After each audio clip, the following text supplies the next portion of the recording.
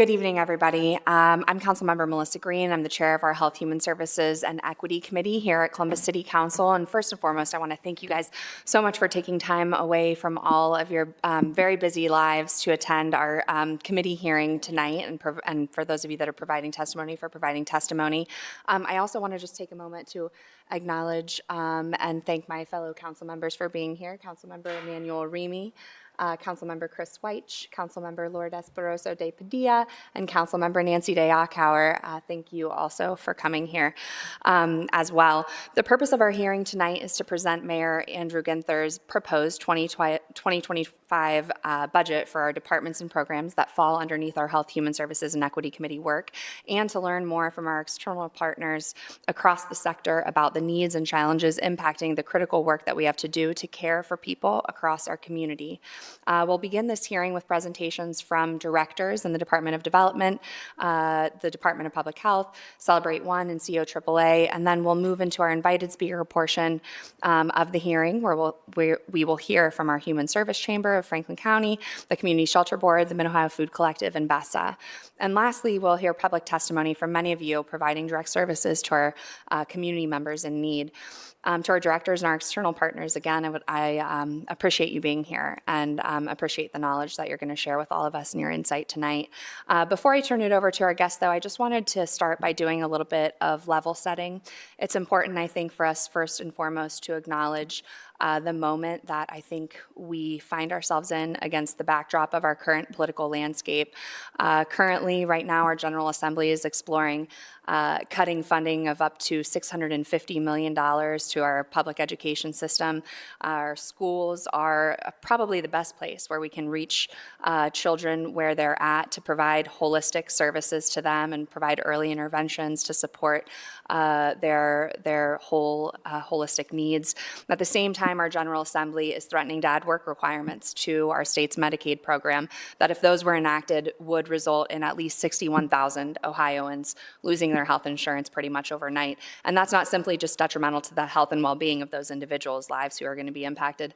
That's also detrimental to our systems of support, since Medicaid is the primary payer, primary funding source for so much of our continuum of care across our community. And so while our city continues to grow and we have a lot of things to celebrate, we're also still seeing stark disparities across our community. 24% of Black households, 19% of Hispanic households in Central Ohio living below the federal poverty line. And we see further disparities by zip code in our community, with 34% in the 43211 and the 43201 zip codes living below that federal poverty line, and 52% of our community members in the 43222 zip code falling below that line as well. And while the data on its face is incredibly troubling, we know that even using that marker as the sole indicator of whether or not someone is having their basic needs met is incredibly problematic, because it doesn't capture any of the realities of increased costs associated with healthcare or childcare or housing. So the cost to live in this current economy is 3 times greater than that level, that federal poverty level. We've seen 1 in 4 adults experience mental health conditions each year across our community. 3 out of every 4 people experiencing a substance use disorder last year were unable to access treatment. Adolescent depression and anxiety has risen by 61% and 45% respectively. And those students with unmet social and emotional and mental needs are 3 times more likely to repeat a grade and 2 times as likely to drop out of high school. We have a lot of work to do. We know that the problems that we're trying to solve here in our community are no more complicated than a simple supply and demand issue. The needs in our community are continuing to grow, and the funding that's needed to adequately respond to those needs is becoming more and more scarce. And while I'm not under any illusions that the City of Columbus on its own is going to be able to fully offset any future funding cuts that we might see at the state or the federal level, with our resources alone, we have to acknowledge that we are at an absolutely pivotal moment and plan and prepare to the fullest extent of our ability to meet it. Columbus is a city that cares for people, and caring about people means investing in people and investing in the people that care for people. For a very long time, I think the primary function of local government has been very infrastructure related. We keep your roads paved, your snow plowed, your trash picked up. But now more than ever, I think we have a moral and an ethical obligation to make meaningful investments in a new type of infrastructure, our human infrastructure, because it's not our streets or our lights or our bridges, it's our people here in the city that are our greatest asset, and an investment in them is an investment in our city. We know that unmet needs in our community don't just impact the individual well-being of those individual people. We know that has massive business implications and economic implications as well. The cost of unmet needs in our community aren't just being encumbered by state or local governments. More often than not, they're passed down to employers, which significantly stifles our economic growth. And since we're here to talk about budget, investing in our human infrastructure is also good for our own bottom line as a city. Healthy people make a healthy workforce, and in a city where more than 70% of our general fund budget is funded through income tax revenues, i.e., people who are working in our community, this city's ability to keep the lights on, the roads paved, the trash picked up, is directly linked to our ability to support and maintain a healthy workforce. And so while we find ourselves today at a crossroads, I feel incredibly energized by the unique opportunity that we have in front of us to make meaningful changes that will promote health, equity, and well-being for all of our residents. And I'm grateful to my colleagues, I'm grateful to Mayor Ginther, for all of our department directors, and our partners across the community who always answer the call to stack hands as we prepare to tackle these very real challenges we have ahead of us with our eyes wide open, directly head on. So with that, before I turn it over to our directors and our invited guests, I would like to see if any of my colleagues want to say a few words.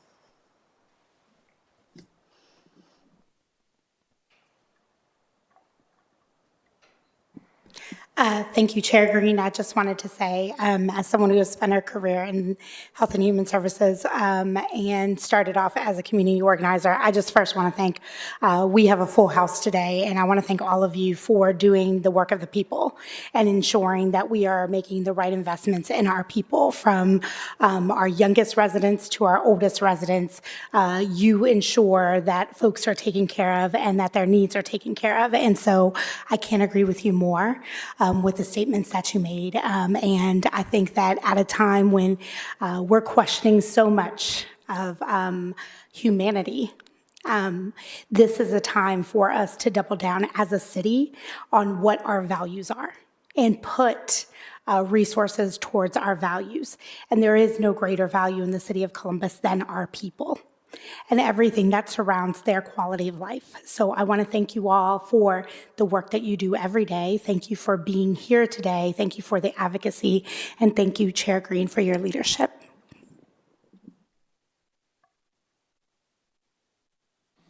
Thank you, Councilmember. So with that, I would like to invite our Deputy Director of Development, Hannah Jones.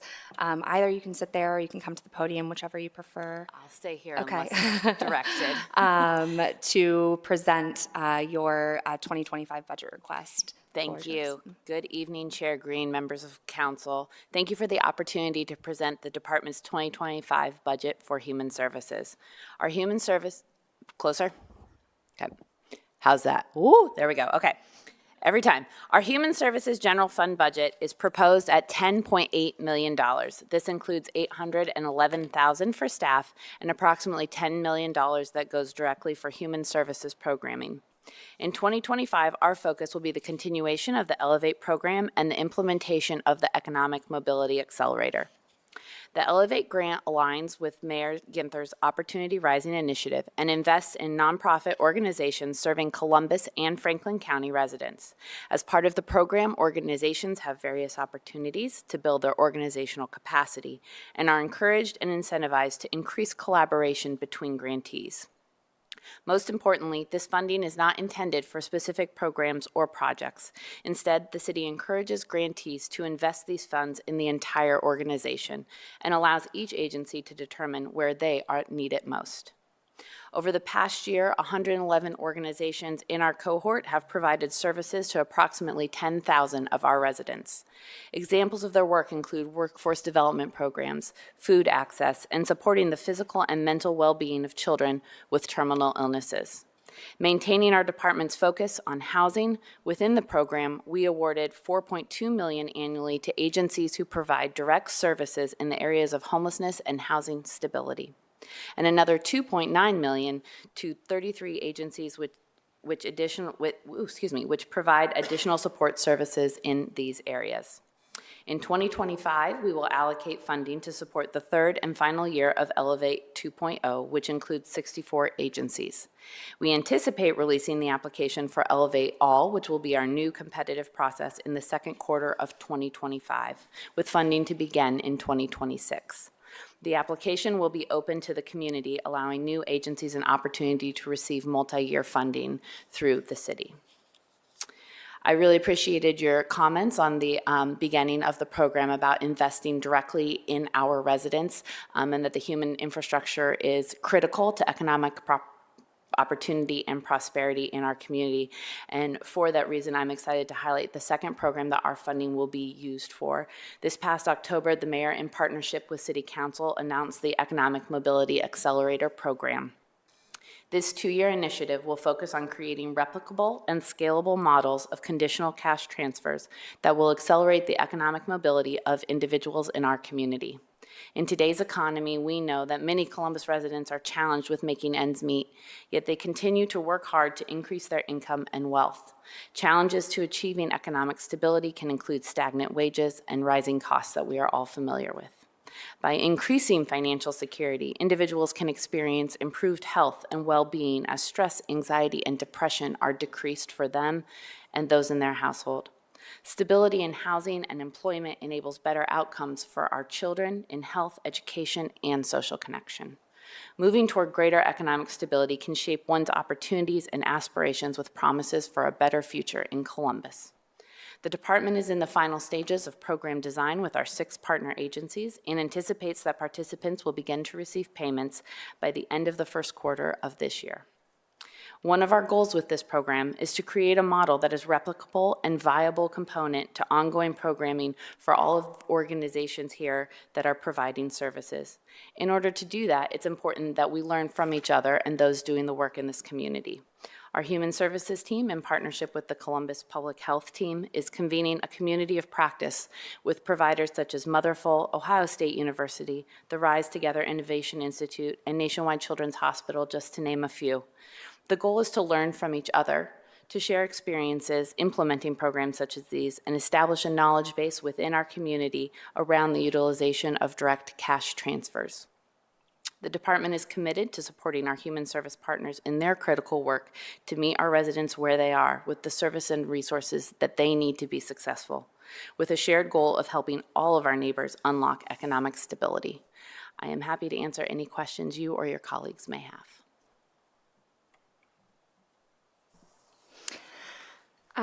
Thank you, Director. I don't personally have any questions related to your budget request this year, beyond maybe just thinking through any plans either this year or in future years that you might have to assist any of our nonprofit partners or tax-exempt businesses, as I like to call them, outside of just our Elevate program. Sure. We have been engaging with the Human Services Chamber on their support services program. So we have taken an allocation of funds to sit with the Human Services Chamber to really provide back-of-the-house business operational expenses that may be too much of a burden for an individual organization to have. Depending on the flexibility of our budget, it's always a goal to continue to find alignment with the Human Services Chambers and those needs. Another program that we try and highlight is really the need for social innovation. Collaboration is a good word and sometimes a bad word in the not-for-profit world because everybody wants to see you do more with less. But there are spaces and times where access to a little bit of money can help a new opportunity. So Flourish, we kind of do when we have extra capacity to just reach out to Elevate grantees. We do just a little round of competitive, throw us a proposal and let's see what we can get. And we've had great experience. I am always impressed by the creative ideas of our partners. Motherful created a social enterprise called Plentiful that delivers healthy meals to single moms. It allowed them to take a pilot and access additional funding. Charity Newsies and NSI was able to host a back-to-school fair, providing 500 children with school supplies and clothing packages. So really trying to find those times to be responsive to point-in-time need, as well as the ongoing programmatic support too. Thank you. Yeah, that's incredible, and we're just so grateful for you and all the work that you're doing, and specifically, I know your passion and dedication for this type of work, and those administrative costs are the ones that you can't get funded in the tax-exempt business space, but the ones that are most important in keeping your business running. And so it's exciting that we have the opportunity to be able to provide that support to our partners across the community. Do any of my colleagues have any questions? Yeah. Chair Green, Director, for the sake of transparency, when we think about the other times when we are being responsive, so I think about situations like Colonial Village, Sawyer Towers, where in the budget do those dollars lie when we are have to, respond to a crisis or something that is more immediate in the community? So the answer is traditionally it is over and above our budget. I think that City Council and the mayor and our colleagues at the county and others have been extremely responsive in times of need when we need to identify additional funds. I also cannot speak enough to all of the partners in this room of answering calls and leveraging the resources that they already have to make themselves available and extend themselves further. So we do not have a budget allocation for it. Although it isn't directly human services, I would note that with the passage this year and council support of the Relocation Assistance Code, we did establish a fund that allows us to serve residents when vacates occur, and then it's replenished when we charge the landlord if they choose not to incur that expense themselves. So that is one way that we are trying to establish funding for that, but a Colonial Village will always be over and above an average expense for us. Well, I appreciate you giving that transparency, because I think that there are times when folks have questions about, when we're being responsive, how we're planning for that responsiveness. And I think, one thing I usually talk about in capital budget hearings especially is we have many strategies in our toolkit, right? And different things that, different pots of money in different places that we can allocate. If you want a sidewalk, there's 4 different strategies to getting a sidewalk. It's not just with the capital budget. And so I think having folks, one of the strategies to get a sidewalk is, can you tell them the public service chair? One of the strategies to get a sidewalk is, writing that into code so that developers can help us to backfill on some of the sidewalks. And so I know that in housing, we've been talking about this, but I know that it may not always be transparent to folks who are watching. And so just knowing how we were thinking about how we can be responsive to situations like this, because unfortunately, we know we are going to do work as much as we can to prevent situations like Colonial Village or Sawyer Tower, but when they're unpreventable, we also want to be able to spring into action along with all of our partners. So thank you. Thank you, Councilmember. Does anyone else have any comments or questions? Wonderful. Well, thank you so much again for being here, Deputy Director. At this time, I would like to invite Dr. Mashika Roberts, our Health Commissioner, to speak a little bit on Columbus Public Health's 2025 proposed budget. Thank you. Oops. Good evening, Council President, Chair Green, and other members of Council. Thank you for the opportunity to highlight the Columbus Public Health's proposed 2025 budget of $44,718,674 to protect the health and safety of our community and the residents we all serve. This budget includes just under $35 million for personnel costs, including 325 FTEs and 325 full-time and 20 part-time staff. This total reduction in staff of 6 FTEs from 2024. We are proud that our workforce is extremely diverse and represents the community we serve. Consider that 31% of our staff is Black and African American, compared to only 13% of all staff combined at other employees in the Columbus metropolitan area. In fact, since 2019, Columbus Public Health has moved from a staff that is 67% white and Caucasian to 59% white and Caucasian. We have a strong employee foundation of public health professionals, and we continue to hire diverse staff who represent and support the unique needs of our community. While our city general fund subsidy decreased from 2024 to now by a little less than 1%, we are fortunate to provide additional revenue to support our operations through public health services, consisting of 11%, while the city's general fund provides 45% and grants provide 44% of our revenue. We are also proud to be good stewards, city stewards, continuously seeking grants and effectively supplementing costs to grants as permissible by the grantor through state and federal dollars.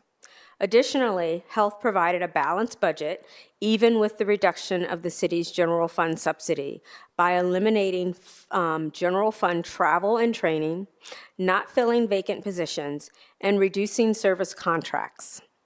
We also are optimizing grant funding, which allowed us to secure funds for staff, assisting us in meeting a balanced budget.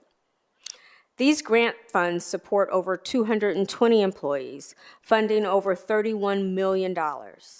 Additionally, we are in year 3 of a $9 million CDC grant that is helping us retain and recruit a diverse public health workforce. We must continue to be progressive in funding for workforce retention and sustainability of qualified and diverse staff, especially when the private sector is offering large sign-on bonuses and student loan payoffs. To that end, our budget reflects an increase of over $1.8 million to provide incentives such as additional pay for certified bilingual staff, tuition reimbursement, and hiring staff at fair market value. Our critical work to protect the health and safety of our community drives our work and staffing needs. For example, our continued investigation and management of disease outbreaks such as COVID-19, Mpox, and measles necessitates continued staffing of 40 employees in our Population Health Division to protect community health. We also have been fortunate to apply for additional state dollars to amplify data modernization to help Columbus Public Health continue to be a national leader in public health. Additionally, our Clinical Health Division also provides a variety of health services, including vaccinations, women's health services, sexual health services, as well as TB care. Our budget includes over $4.9 million to fund the Division of Clinical Health, which includes 35 full-time employees.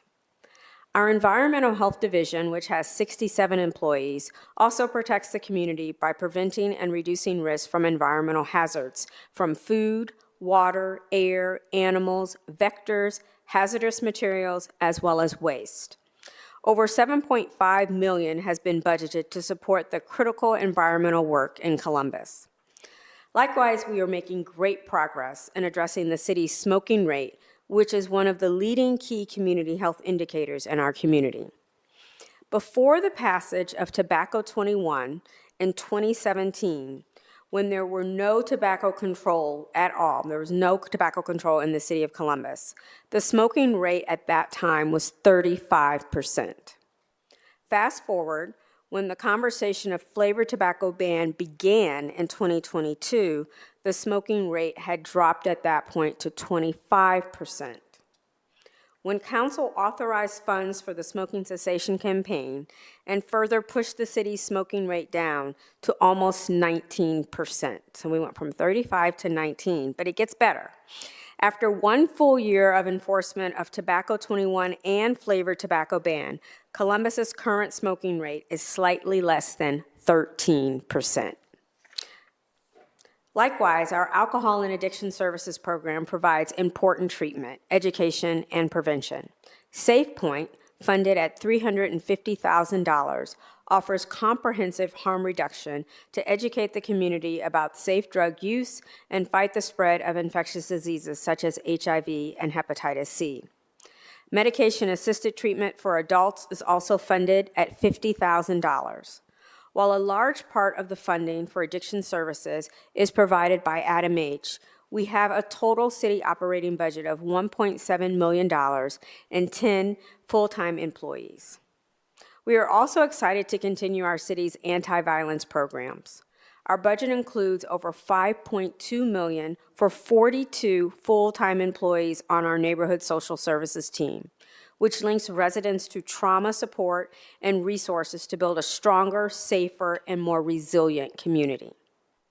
The Right Response Unit provides 6 full-time social workers to assist the 911 call center and mental health crisis calls, providing first and second shift staffing. And the Mobile Crisis Response Unit provides social workers who ride along with Columbus Police on mental health runs. These teams work 365 days a year to provide the right response to our community when it is needed. Additionally, we will continue a contract with minority vendors to provide culturally sensitive counseling for community members and group counseling for families in Columbus to build resiliency and reduce violence. Overall, the American Rescue Plan Act dollars have dissipated, leaving a funding gap for 16 staff at Columbus Public Health. We have been fortunate to put several staff on temporary grant funding and then hold on filling several positions to secure funding to keep these staff on for 2025. These 16 staff include Hope at Home, which is a maternal child health behavioral health program, has 3 staff we are funding through a temporary grant. The Neighborhood Social Service Division includes 8 staff working with at-risk youth prevention programs in collaboration with Rec and Parks. We have 3 positions in Family Engagement, which is a community intervention program engaging families who have experienced trauma and domestic violence.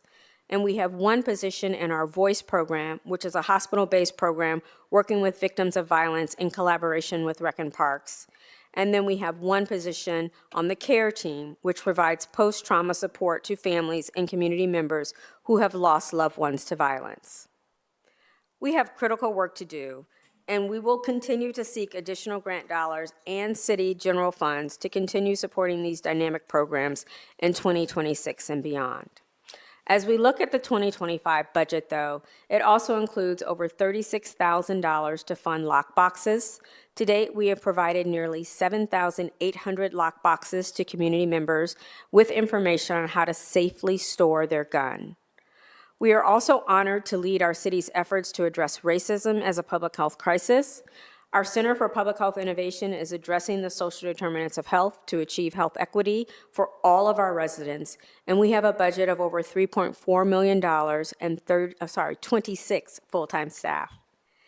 As we continue to serve a diverse community, our proposed budget also includes an increase of $100,000 for interpretation services to reduce barriers and provide equitable care and best serve our clients, with a total of $470,400 for translation services. Additionally, our primary care services contract, as budgeted, is just a little under $4.3 million to support critical needs such as testing and treatment for sexually transmitted infections like syphilis, women's health, and wellness service, immunizations, and chronic diseases. In 2023, a portion of our funding was allocated to 6 federally qualified health centers, which we plan to continue in 2025. By 2027, however, the $4.3 million will be dispersed based on the clients served by each of the federally qualified health centers that are in existence in our community at that point in time. Quality public health professionals and services are needed now more than ever before, and our proposed budget reflects this need. We are grateful that the budget allows us to achieve our highest calling, which is to protect the health and safety of our community and residents that we serve. The city's continued investment ensures that equitable and quality public health care and protection are available to every resident when and where they need it. Columbus Public Health will continue to operate with high efficiency and effectiveness to improve the health outcomes of our entire community in these very challenging times. As always, I appreciate the support and partnership of Columbus City Council in this process all year long as we continue to work for and on behalf of all Columbus residents. I'll be happy to answer any questions that you may have at this time. And again, I thank you for this opportunity. Thank you so much, Dr. Roberts. It is, I mean, the breadth and the depth of the work that you do. I guess my first question is there anything Columbus Public Health doesn't do? I think that it really goes to show the commitment and the values that we have here as a city to addressing whole people's needs. None of this stuff occurs in a vacuum, and I mean, just runs the whole gamut, everything from environmental work to addiction to maternal mortality and violence. And I mean, it just, every issue is a public health issue. And so we're just so grateful for you and for your leadership and the work that all of the 325 employees at Columbus Public Health do every single day. I do have a couple of real questions. I think first and foremost, CPH has clearly done a really incredible job of blending and braiding funding so that we can expand even further out into the community and continue to provide even more services than what just our general fund would accommodate. And so I was curious if you had a sense, just sort of given where we're at, and the, kind of looking on the horizon to state or federal budget cuts, if there are any vulnerabilities or areas that you might be watching to try to plan or prepare, if that's even possible, and where those areas might be in the budget. Sure, thank you. And just to clarify, I've got a great team, but we actually have 550 full-time staff. The 300 number that you quoted is on the general fund dollars. The rest are grant dollars. So there's a few more of us than that do all this great work. I will just say, we are concerned about budget cuts to the services we provide, given the administration that's coming in next week. We've heard a lot of talk and chatter about what could be cut, what could be reduced, what could be eliminated, but we don't have any confirmation of that. My team continues to work hard with the resources we have. We're always planning for something that could drop or be removed from our budget and what would be our, our contingency plan. But at this point in time, we have no substantial information to support any cuts of our programs. Well, that's good at least. We all hope it stays that way. I was also wondering if you might be able to talk a little bit about the city's opiate settlement dollars. And I know that fund over the last couple of years has continued to grow. And I know that, looking at this year, we're really hoping to be able to continue and further the work through the Addiction Action Plan and the collaborative that happens there. Do we have a sense for how we might anticipate looking at investing those dollars in either programs at CPH or external programs? Sure. So just a few things about those funds. So the opiate settlement dollars, there are some dollars that are coming directly to the city. The unfortunate news about that is we don't know exactly how much money the city will get. And so the money comes in and we're surprised, like, oh, and then in a few more months, more money comes in, and we don't have necessarily a pattern of when the money will come in or the dollar amount that will come in. So we do have some money now sitting in the account that we've gotten from opiate settlement dollars. Columbus Public Health was charged with leading the Columbus and Franklin County Addiction Plan over 8 years ago, and we have been doing that without any additional financial resources. So we are finding ourselves to need to do more with the addiction plan, and we're going to use some of those settlement dollars to help us with that. We currently have 2 vacant FTEs that we're going to be hiring to help us with that plan, to gather our partners together so that we can make a bigger impact in the community with the work we do with the Columbus and Franklin County Addiction Plan. We also have some mental health programs that are unfunded in the health department. We have a Latino outreach mental health program that we are using dollars from the opiate settlement to fund those positions. And currently, temporarily, we are funding our Hope at Home, which is a home visiting mental health program for our expecting and new moms that we are funding through the opiate settlement dollars. So that's our plan right now, but it's really hard to make any concrete plans not knowing how much money will continue to come and when it will arrive. Thank you. That's very helpful. I think that is all the questions that I had. Did anybody else have any questions? Yeah. Thank you, Madam Chair, and thank you, Commissioner. You hit on alternative crisis response that is work that is being run out of public health. It is amazing work, and I often talk about the city's commitment and the pace. 7, 8 years ago, we were not doing this, and then we have now, in a very short period of time, expanded to some really amazing work. And let me just shout out Anita Clark and the support that she has given. We're working on a pilot, a non-police response pilot, and through contracting to see how we would develop that. Is that work or potential work, whatever would come out of that contract in a year or so, are we starting to think through how we would even expand alternative crisis response through the lens or through the work of Columbus Public Health? Well, thank you, Council President Harden, for that question and for acknowledging the great work of my staff. And it's really a partnership. We don't do it in silos. We work very closely with CPD as well as with Columbus Rec and Parks. But most importantly, I have to thank you for acknowledging my colleague, Assistant Health Commissioner Anita Clark, because she has been leading this effort for my department. And so I'm going to ask her to chime in on that question because she's been a part of some of that, of all of that work.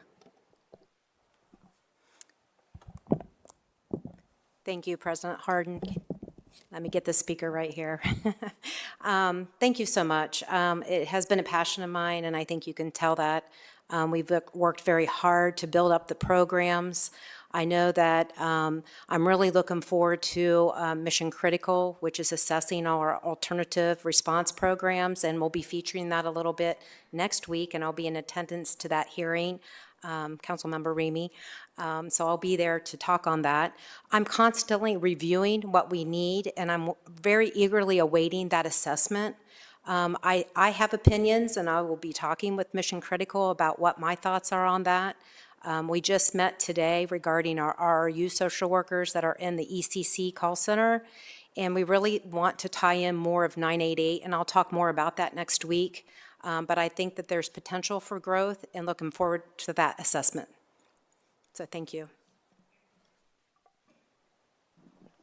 Thank you. Yes, and before I get myself in trouble, I would like to officially recognize and acknowledge my colleague, Council President Shannon Harden, who entered quite a while ago, and Councilmember Remy even reminded me to say something, so I apologize. But thank you so much for being here tonight. Did anyone else have any questions or comments for the director? Nope. Okay. Well, thank you again so much for being here and spending your night with us. Next, I would like to invite Director Tong from Celebrate One to share a little bit about your budget proposal.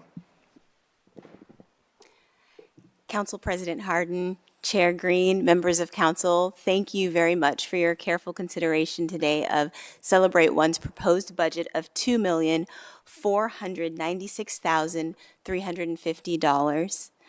Your presentation today is split into 3 parts. I will be telling you a bit about Celebrate One and where we stand today with the infant mortality rate. And our Director of Operations, Asha Basha, will be telling you a little bit more about our financial position. And then we'll close out with giving you our plans for 2025. Celebrate One is a place-based collective impact initiative founded to reduce infant mortality and to improve health equity so more babies reach their first birthday in Franklin County. We are in the second to last year of a strategic plan that was launched in 2021 that can be summarized with 6 recommendations and 4 buckets of reducing racial disparity, reducing prematurity and sleep-related death, improving maternal and infant health, and improving social and economic conditions. As we stand today, the infant mortality rate is 7.4 in every 1,000 live births, and we have a persistent racial disparity rate of 3.3. So 3 Black babies die for every baby, every 1,000 babies born in Central Ohio. That disparity is persistent. It has been here with us for this entire time, and it continues. There are leading causes of infant death, and those are prematurity, those are sleep-related death, and there are congenital. Much of what drives prematurity and sleep-related death can be summarized in social determinants of health, though targeted messaging has been used to address sleep-related deaths specifically. And next, I'll turn it over to Asha. Get us forward. There he goes. Here you go. Thanks.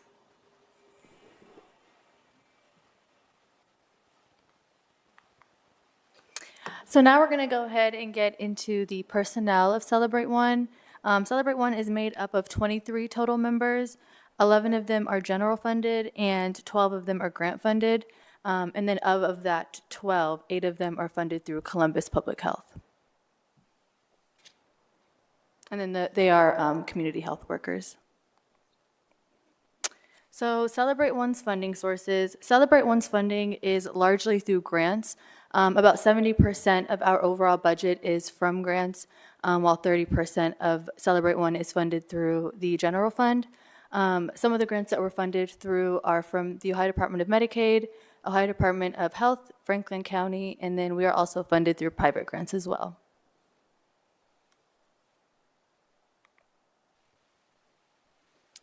So like Danielle said, we are requesting about $2.5 million in 2025. On this slide, you can see that from 2023 and 2025, there was a slight increase in our budget. Under the grants and sponsorships line, we received $500,000 as a request from City Council to fund Root, who is a doula training organization.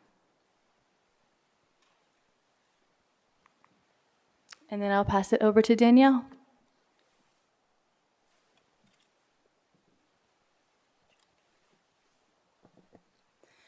So I'd like to cover some of the highlights that we can observe from 2024. Celebrate One was able to connect with 1,574 families across the year. We successfully housed 58 families through a housing program. We made $3.5 million in grants to organizations that serve moms and babies. We dispersed 4,081 pregnancy test kits through a partnership with Columbus Metropolitan Libraries. And we dispersed 15,000 diapers, which is influential around the concept of diaper need. We made over 5,000 referrals to social service organizations, with some of those top needs being baby items, home visiting services. Housing was definitely a top need for us, and food and nutrition resources. And we saw an increased number of connections in families in specific zip codes, 43213 and 43232. Going into 2025, we have several priorities that we will advance. We'll work through expanding home visiting services in Central Ohio. We will support our local doulas as they navigate the field of Medicaid reimbursement. We will improve access to prenatal care, which we see trending down in the first trimester. We will work to diversify pregnancy care providers, so that is a diversity both of racial and demographic diversity, but also of professional background. So that would be doulas, midwives, labor and delivery nurses, physicians. Anyone a family should want to see should be available for them to see them. We will also address the cultural nuances around safe sleep messaging, increase affordable housing access for families, and highlight the linkages between stress, racism, and health for pregnancy and infancy. We will do that through the advancement of policy and civic engagement. In 2024, Celebrate One began our policy work through advocacy days, through the advancement of House Bill 7 in the Senate and the House, and we will continue that work in 2025. Through data stewardship, we're currently working on refreshing the dashboard that houses the data for infant mortality, which will give us a better lens to the levers that we have locally to pull that will help us see an impact in the overall rate. We will do that through funding and capacity building. So Chair Green, you mentioned helping to support other organizations who are boots on the ground in this work. That is incredibly important, as infant maternal health has boots on the ground organizations within neighborhoods that support families, and they need our critical support. And finally, through health promotion and community engagement. So we see that continuing in our baby showers. We see that in our pregnancy test program. We see that in our Queens Village program. And we see that within our community health workers. And with that, I am happy to take questions. Oh, Lordy. Thank you so much, Director Tong, for the work that you do. And I'm really excited to just see all of your goals and priorities for this year. I'm excited at the technical assistance that Celebrate One is going to be providing to those new Medicaid providers and doulas as we transition into this new space, which I think hopefully will bring a lot more sustainable funding, and also I think it just really is a recognition of the importance of this work, right? Like we, as a society, we are assigning a value to this, and making sure that people understand the legitimate ways that this type of support helps mothers and babies all over our community. And so, thank you. So I'm very excited to hear that. I don't really have any questions or comments beyond that. Did anyone else want to go ahead? So, Director, thank you for being here and for the work that you're doing. I've had a chance to attend some of the community baby showers, which were amazing to see all the folks come out and all the resources that are being offered to people. It's exciting. As a member of a dad caucus, it's also nice to see little people running around. My kids are starting to grow up and they don't want no attention at all. So when you can be around the little tiny ones, it's good fun. I am also excited to hear about the collaboration with the Department of Public Utilities. Director kind of let me know of the concerns related to our drinking water and folks really being kind of fearful of using our water with their children, which is disappointing to hear because we have some of the best water in the country in the city of Columbus. And so she has actually thrown out the gauntlet to support the work of Celebrate One in achieving your 2025 goal of 18,000 diapers. I know she has challenged council and other departments in the city of Columbus to also help achieve that goal too. So please understand the parent caucus, I guess, of Columbus, since all of us are really on there, are excited to kind of support that work. So I just wanted to acknowledge the work you all are doing. It's so vitally important to kind of support our new moms and dads out there and our little people, because they're the future of Columbus. So thank you. Thank you so much, Councilmember. Councilmember Gross Padilla. Ditto everything that you said, Councilmember. And I also think this is another, again, as we talk about holistically how we invest in our families and how we invest people. And people, I think about Safe Walk to Schools. I think about the opportunities that we create, safe spaces for our families to stay on a path when they're getting around their neighborhood. And that is certainly a partnership as well with Celebrate One. So I wanted to give you the opportunity to just talk about that a little bit, because I think that when we think about how we invest in families and how we invest in the how a family is healthy, especially when you think about infant mortality, there's certain things like infrastructure that people are not necessarily connecting those dots on. And I think that as we talk about investing in our people infrastructure, it's about everything that people also use, right? And it's like their quality of life. So I just wanted to give you a second to talk about that. Thank you. Thank you so much for that, and also for the wonderful comments from the council. Councilmember Barosa de Padilla, that is a critically important piece of infant and maternal health, because, quite frankly, you have to ask the question of, we can make care available, but if a person can't get there, is it truly accessible?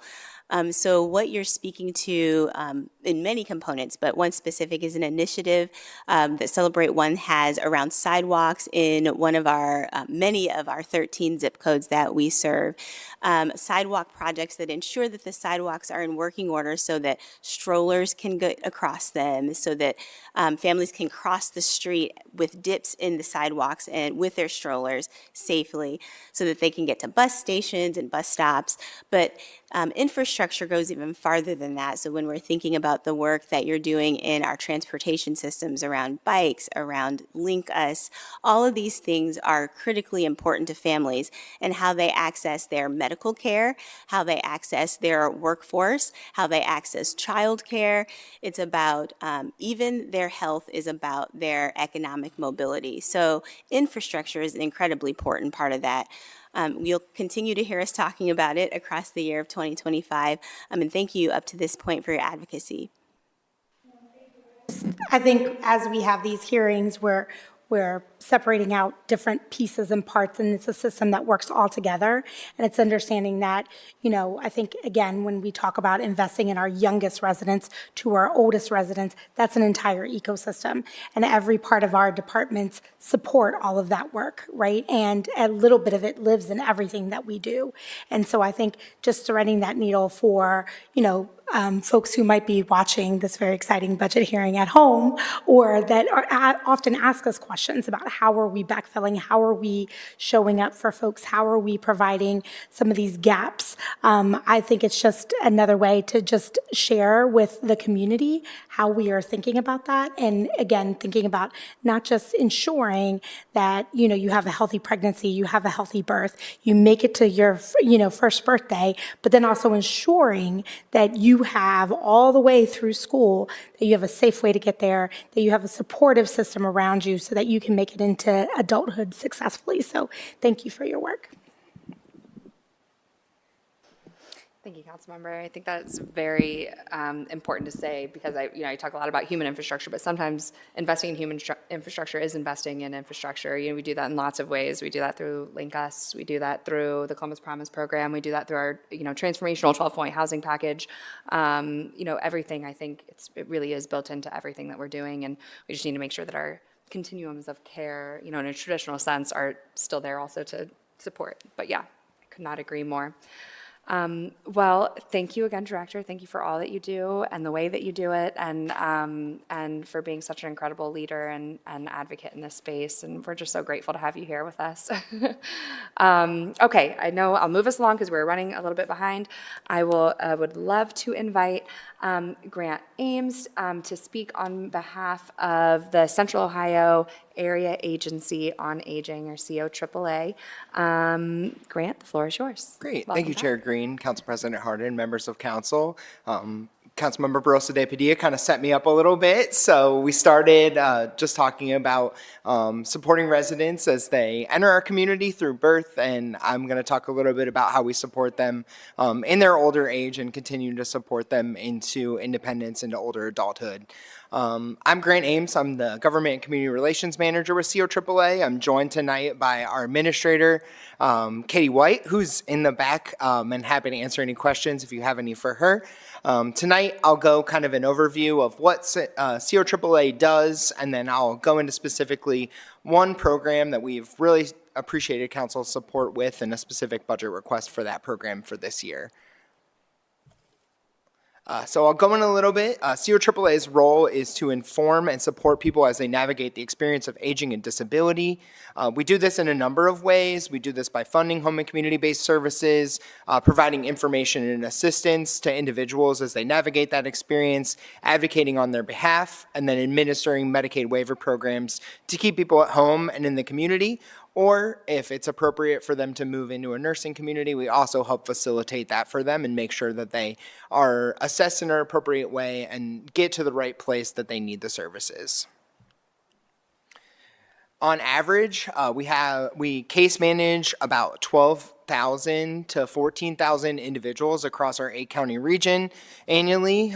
So that is from programs that are Medicaid waiver programs to Franklin County Senior Option, in-home services, to Medicaid managed care organization programs through partnerships with those organizations. We do roughly 3,000 home visits a month, so that is about 47,000 home visits a year. We did the math yesterday as we were kind of completing our final numbers for the year, and that's 187 visits a day. So we have 400 staff members that are out in the community every day, connecting with people, getting them the services that they need to stay independent and home. And we just thought that was a really great way to express our impact, and we really thought that that was a special number there. We also are the front door for aging community services, helping folks get connected with providers, helping providers get connected with the system. Our front desk gets about 3,000 calls per month. I'll talk a little bit about housing tonight, as that's kind of an emerging issue that we're dealing with in our community. We've received about 1,500 to 1,600 housing calls this year. That's up a few hundred calls over last year, and that's about 132 calls per month for housing assistance. That's in addition, those are community member calls. That's not anyone that we're case managing. We get a litany of referrals from our case managers that are identifying housing concerns for the consumers that we're working with. Let's see here. I'm just going to some population trends. I'm sure everyone knows these a little bit as we've been talking about 2050 and preparing our community for that. The trend is that the growth for older adults in Franklin County is expected to double from 2010 to 2040. The folks that are 85 and over are the fastest growing members of that population. 8% of older adults in our community are living in poverty. And then for individuals that identify as a member of a minority group, that number jumps to 16%. So we're really seeing this trend of individuals that I think I'm always in a space where I'm pushing back against this misconception that once you get to retirement, you have your home paid for, you have your everything that you need, you have a family community support system that surrounds you. While we hope that's the case for most folks, and certainly we want that to be the case for many folks, the individuals that we serve in a lot of ways don't have those economic or community supports in place. And really what our agency does is try to wrap our arms around them and provide them with those supports so that they can maintain independence and home. In years before, decades before, that focus was a lot on functional ability to maintain staying at home, whether that was the ability to continue to bathe themselves, use the restroom, cook for themselves, things like that. We're really seeing a lot of pressure economically for that goal that individuals have in our community. The average Social Security payment is $940 a month. As I'm sure many of you know, that is about $150 a month less than the average studio apartment cost in Central Ohio. And we're really seeing a stretch of resources for these individuals that we serve. And they're having to make some difficult decisions, right? They're having to make the decision between paying the water bill or paying for their medication, paying the rent bill or getting a gift for their grandson. And really, we appreciate council's support as we navigate these challenges and continue to try to lift these folks up as we're meeting their needs in the community. I want to highlight this last point. So there was a recent article in Governing last year that cited this, and it's 50% of individuals that are experiencing homelessness nationwide are 50 and over. So this is a number that's really alarming to us. It's something that we're seeing in our work of folks that are in between housing, trying to make ends meet. We have more folks that are renting than ever before, and that housing instability is really becoming a major concern from the population we serve. Of course, most folks want to stay at home. These are results from our annual survey. 79% of respondents said that it's important or very important for them to remain in their homes. But we're seeing, again, this continued strain financially. 56% reported that they're paying more than 30% of their income toward housing costs, and then 17% are paying more than 50% of their income toward housing costs. So as you can see, it's certainly a growing concern. This leads me to something that we've been partnering with. While COAAA does a litany of work and supporting folks in the community, something that we've partnered with council and we've been really proud of in the last few years that this program has grown, has been our housing assistance program. These are our numbers from the last 4 years. As you can see, relatively steady. We've distributed over $1 million. The program has made some adjustments in the last year. I'll go through some eligibility, but we've really tried to expand the number of folks that are eligible for our services. We've raised the income limits to make sure that more folks can be brought into the program as needed, and then we've also raised the cap of the amount that individuals are eligible for. In the past, it was only $1,000 a month, and we've raised that up to $2,000 or $2,000 total. Sorry, not a month. To make sure that we're capturing those higher bills that folks might have as they're navigating the hardship. So this program really focuses on housing sustainability and maintaining housing. It's a one-time assistance program really focused on helping folks navigate a hardship. So I have a slide in here and I'll jump through it relatively quickly, but those hardships that we see from folks are, I have a car payment and my fixed income isn't gonna allow me to pay that car payment and pay my rent this month. Sadly, we have a lot of spouses that die, and that secondary income from Social Security was something that they were relying on to pay their housing costs, and if someone passes, then this program can help supplement that for them and get them back on their feet, get them on track to start moving forward or find somewhere else that might be more sustainable for them. We also see a lot of individuals that are navigating health bills. So if they have a high medical bill that there was an unforeseen thing, we can help support them with that. And then finally, we have a lot of folks that are actually still working and in between employment, and this program allows them to kind of flex in between that. We've changed the program a few times in the last few years. We now do security deposits and first month's rent, knowing that a lot of folks need to move into a new apartment because their old apartment isn't sustainable. So really seeing this as kind of that like lifeline. Once someone is eligible, once someone receives this payment, we kind of wrap around services to them, either installing a payee if that's appropriate for them, if they're not able to make their own financial decisions, or they're having difficulty doing that and managing their money, or we connect them with financial navigator resources to help them kind of budget better and figure out what they need to do to be sustainable. We did a survey of our case managed folks that have received funds in the last year from this program. We saw that after 6 months of after receiving a payment, 80% of those folks were able to maintain housing for 6 months. We saw that a little bit over 76% were able to maintain housing for the next year after receiving a subsidy payment. So we feel like this program's small and mighty. It's not a big program, but it's really targeted toward individuals that are in a vulnerable position, and this support really helps them kind of jump a hurdle that otherwise might leave them in a destitute position and having to make really difficult decisions. So we really appreciate council's support of this. Again, I listed out some of these hardships and kind of what types of things we're seeing folks with. Another one I want to highlight is identity theft and scams. We deal with a lot of folks that are unfortunately victims of identity theft and scams, and this program allows us to, if an individual has 2 Social Security checks, say, stolen, this helps us kind of cover their bills in the meantime while we get that figured out with the Social Security Administration and can get them kind of back on the right track. So it really helps as a lifeline to keep these folks maintain housing and stable in our community. I wanted to put this information up here. We've just opened up for this year's funding, so I'm happy to share this with council folks as well.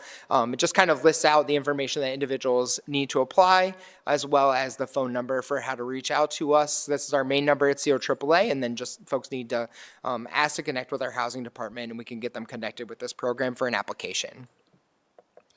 As we go into the next year, we know that this need is going to just continue to grow. I know that we worked with you all on a few housing set-outs last year as new landlords and property managers came online for buildings that had been market rate affordable for a long time. The Sandridge Apartments is one I know we worked with all of you last year on specifically.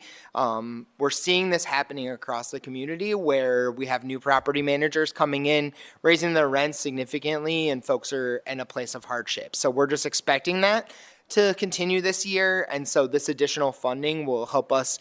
So normally we've requested $75,000, knowing that this need is going to continue. We're hoping to increase our request to $100,000 for this year. This $100,000 will also allow us to pull down almost $400,000 from the Ohio Department of Aging. This is something that we've been working with them on and trying to expand this program across our region. It's really been located and focused on Columbus and Franklin County, but we're seeing this growing to our other communities as Licking County sees significant growth with Intel coming in, and across all of our 8-county region, we're really seeing this concern jumping across all of those counties. So this will help us kind of build out this program, make sure that it's sustainable not only for the residents of Columbus, but for our communities across the Central Ohio region. So with that, I'm happy to take any questions, and thank you all for your continued support. As you can see, this is a lifeline for folks, and I really appreciate council's continued support of our program. Thank you so much, Grant, and thank you so much for everything that you do and for always being such a good partner and a great resource. I don't really have any questions, but I did just want to point out, so the $100,000 earmark request we submitted, or I submitted, right, for review as we're looking at finalizing the budget this year. But what I did not know, that I just learned tonight, is about the $400,000 match that we're able to pull down from the State Department on Aging. So it seems like a worthy investment, right, considering the fact that then we're able to kind of couple those dollars and help even more of our elderly folks age in place, right? Yes, thank you. This has been something that we started this year having discussions with the Department of Aging. We have these federal dollars and state dollars that are funneled into our community through them.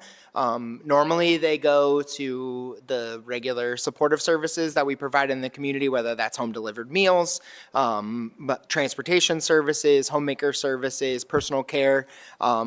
Seeing this housing challenge grow, we brought this to them saying, hey, this is just as important to maintaining someone's independence at home is having resources available to keep them at home. So as we've kind of had those conversations, your all support and continuing to support the program has helped us to engage them in this, see that there's this workability in this, and that we're definitely spending these resources when we're given them, and they're going to people that it's really having a great impact on. So yes, the $100,000 request would be significant to helping us bolster what we can pull down from other resources and other providers and assistance. It's wonderful. Do any of my colleagues have any comments or questions? Go ahead. Yeah. Grant, thank you for being here and, of course, for the work that CO AAA does in the community. You're talking about the Housing Assistance Program, and I was curious, for those who, one, are eligible and sign up for the program, are you also connecting them to additional resources? I'm thinking from a public utility standpoint, we just passed a low-income senior discount program for the Division of Power, but obviously the Division of Water also has a program. Are those connections being made at that point as well? Yes, we do a significant number of HEAP and PIP applications through our agency too. I know that I was just talking to a case manager who had done almost 300 of them in last year, and so we're doing a lot of those. We actually just had the Department of Utilities at our staff meeting this morning to talk about those programs, and there was a lot of interest in signing folks up. So we spread those applications out today, and I expect that they're going to get a number of applications in the next few we wanna weeks. hear that. No, So that's perfect. yes, we are absolutely connected, and I'm really excited to work with you all on spreading the news about that program and making sure folks are taking advantage of it. And are you seeing some confusion from your constituency related just to utilities in general? One of the things that we have been consider is like a utility navigator. I think a lot of folks receive utility bills, don't really know what the fees are for, what is on these bills, and it just leads to a lot of confusion. Curious if that is what you are hearing from constituents, and if you think that would be a value add for the community. I think that could be valuable in some ways. I know that some of the individuals that we serve, especially with utilities that are, billed more than monthly. So if you're billing for 3 months, say, if you're getting a water bill that might be higher for that 3-month period, the older adults that we're working with are working on their Social Security income every month. Like that is what they have allotted. So having that bigger bill over the 3-month period can sometimes be difficult for them to figure out how they're going to manage that. And I know the Department of Utilities has been great for individuals that have reached out and have worked with them for a payment plan and things like that. But I do think that any type of additional assistance and certainly helping folks navigate what utility assistance might be out there or working on a payment plan could certainly be helpful. Thank you. And then my following question, just due to the visits and calls that you guys are doing throughout the year, curious if you are seeing or hearing an uptick in constituents concerned related to the extreme weather, right? We are finding that there are some older adults who are living in homes who do not have heat, and it's due to issues with their heating systems, and they're looking for support. Sometimes they're falling just outside the federal poverty line, so they're not really being able to sign up. But curious if you guys are hearing or seeing from constituents an uptick of concerns related to the weather. Yes, absolutely. So we're trying to tackle that on a few different levels. We've been working with the Ohio State College of Social Work Age-Friendly Innovation Center to look at a study around extreme weather and how older adults are prepared for that extreme weather events, whether that's providing them with emergency preparedness kits, helping them with emergency planning and safety planning, but also, again, this week with how cold it's going to be, making sure that we're touching base with those individuals that we know might not have utilities on and working to make a plan with them if they do need to go to a warming center. We are working with, we distribute a significant number of space heaters and blankets and those type of items, fans, as well in the summertime to try to support folks as they kind of navigate that. But I think there's work to be done. We're still in recently, I've been having conversations with the city attorney's office and the owner-occupied initiative on how we can work together more closely and how we can kind of make sure that they have their folks and they're connected in the system, but it might not be touching our systems and the supports that might already be in place. So identifying those partnerships and making sure that we have a continuum of care for those individuals that might be even more vulnerable than our average consumers is something that we're always alert to. And as I talk about it with our staff a lot, I say, but for COAAA, we would have thousands of folks out in the community that no one would know would be out there. We wouldn't have them connected with services, and there wouldn't be a case manager that would be able to check in on them. And so I think it's really special that we have folks that are out there in the community paying attention to it and getting connected with those folks that might be in those vulnerable positions. Yeah. Thank you, Councilmember White. Anyone else? Okay, we are running a little bit behind schedule, so I'm going to move us along after I give a sincere thank you to Grant here again for the work that you do every single day and for being here with us tonight. And I'm going to now turn the floor over to our Executive Director of the Human Service Chamber of Franklin County, Michael Corey, and Lauren Sands, his Policy Associate, to speak with us a little bit tonight about the state of the human services sector and what we are facing this year. Thank you. Thank you, council member. Members of council, Council President Harden. Am I speaking closely enough? There we go. All right. Excuse me. Thank you all so much for having this hearing and for inviting us to speak today. I was told I have about half an hour to ramble on. No? Let me first, before I dive in, I want to acknowledge Ernest Levert Jr., who just passed away, one of our bosses, after a long fight, after having had a stroke last year. I wish he were here to testify today. I don't have his abilities, but I'll do my best to speak on behalf of all of our members and our new policy associate, Lauren Sands, as well. Let me start with gratitude. First and foremost, for ensuring that there are $10 million for competitive grants remaining in the city budget. That's a big deal. It had been $5 million, I think, since the late 80s, when I was a much younger person. I'm that old. And for it to be $10 million is substantial, although, as we'll talk about, we need it to be a lot more. I also want to thank the city for all of the other ways in which they've found dollars to support nonprofits through the summer grant dollars, through the monies that individual council members allocate, through capital investments, through a lot of the climate work. I drove Councilmember Weish away. He knew I was going to speak and got out of here. Through even the work that's happening with mobility. Those are all things that are going to be directly or indirectly of benefit to the health and human services sector and the people that they serve. So I want to reinforce our gratitude for that. And of course, for being so thoughtful as we braced for this year, which we knew was going to be a challenge. That was the case back in August, the last time you brought us all together. It is a little bit more so as we go into this year, and we'll get into that as well. I also want to thank a lot of your departments and leaders that are here. Deputy Director Jones, Director Tong, the team at COAAA. I always mess up the A's, so I have to use the COAAA.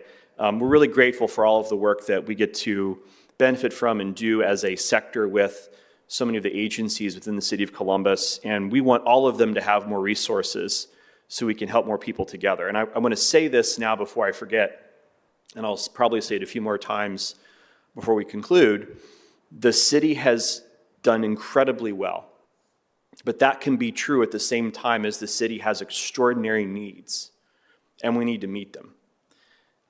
The city has changed dramatically over the course of my lifetime and certainly just the last 10 years alone, and we have to evolve how we fund the community accordingly.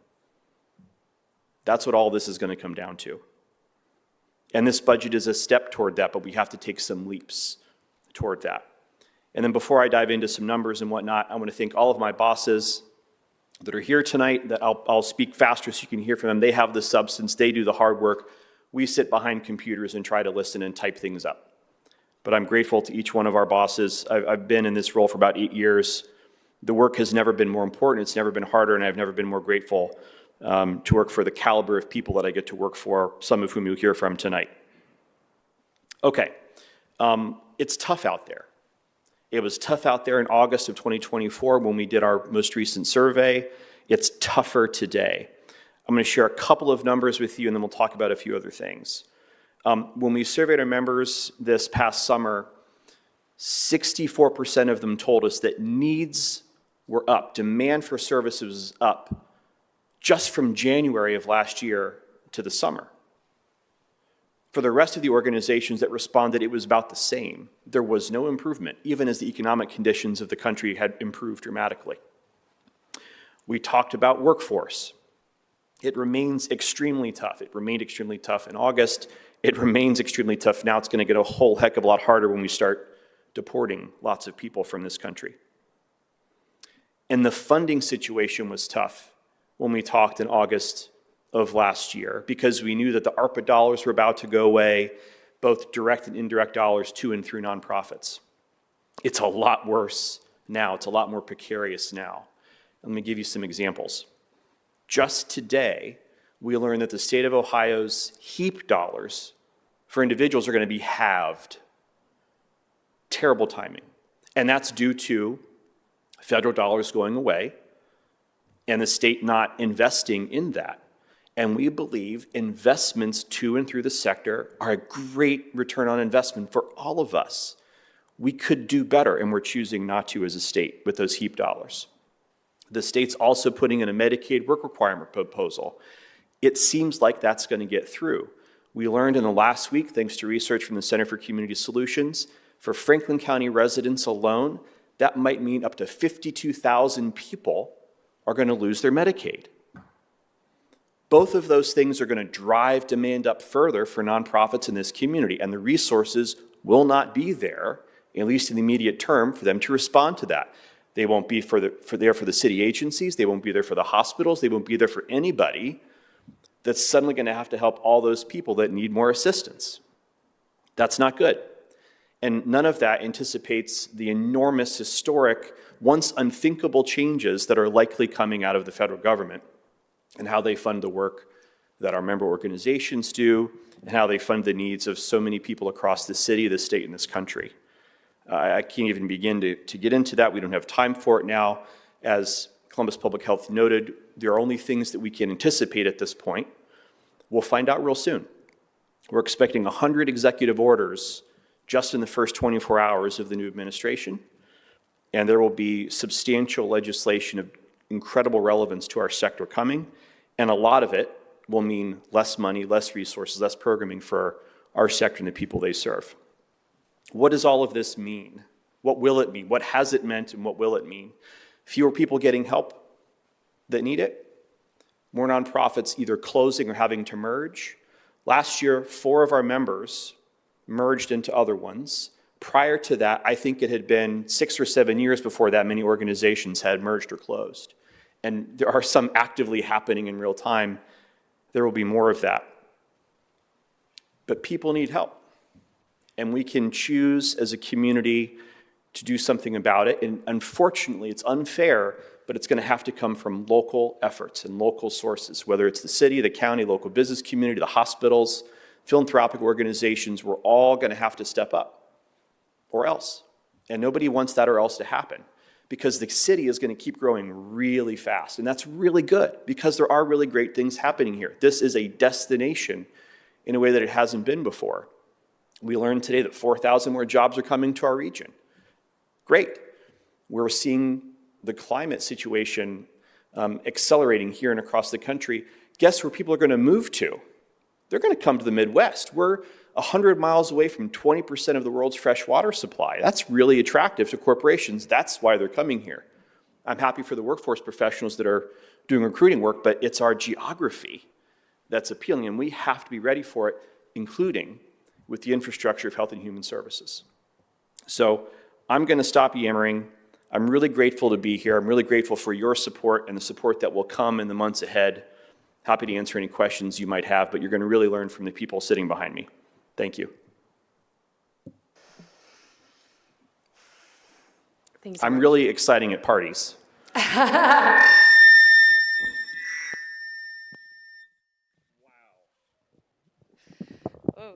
I don't know if that was you or me. That's how I wake people up, I guess. I'm very sorry about that. Thank you so much for being here. I'm going to defer to my colleagues if you have any questions first before I. Thank you, Madam Chair. Thank you. This city is blessed to have a leader of the sector like you and like the folks that are behind you, the folks that you call your boss. I think that your assessment of where we are and what this year will look like and what the coming years will look like is not lost on this council and truthfully not on this city. It is really why we have all pushed so hard for the FRAC conversation, because to your point, unfortunately, we're going to have to figure this thing out on our own, which means new funding sources. You see with this budget that it is the tightest budget that I've seen in the 10 years that I've been on council. And the needs, I've said this to you before, I don't think that the ARPA dollars expanded services. I think it right-sized services. And just because they are leaving our community doesn't mean the need is leaving. It's increasing, to your point. And so we're going to have to work as a community to find new solutions, new resources, a new line of funding for that. And so I would just, that's more so just a statement that we really do ask for the strong participation, information being provided to the community as we go through this process, and a willingness on everybody's part to think outside the box as we try to figure this out, again, unfortunately, on our own. Thank you. Yes, sir. Thank you so much for being here and for your advocacy. And, you know, actually, Councilmember Diaker, did you want to say anything? No? Okay. Yeah, we find ourselves at this really kind of harrowing moment where, you know something's going to happen. You're not quite sure what it is. But I think one thing that is very clear is that, you know, we still have gaps, regardless of what may or may not be coming next. People are still struggling to respond to the demand for a need for supports in our community. And our community members that are experiencing hardship are still struggling to access the supports that they need to thrive.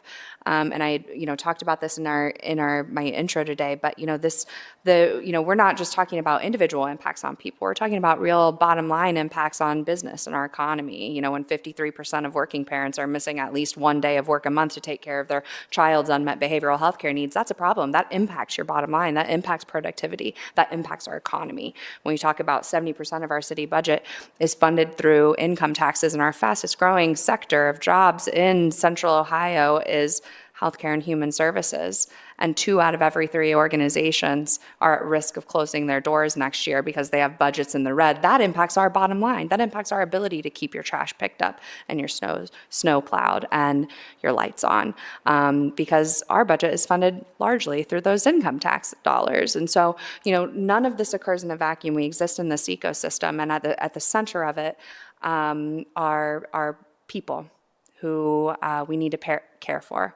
And so your advocacy is so critical for that. And to all of our partners in the room here that are doing that big and important work, we couldn't be more grateful.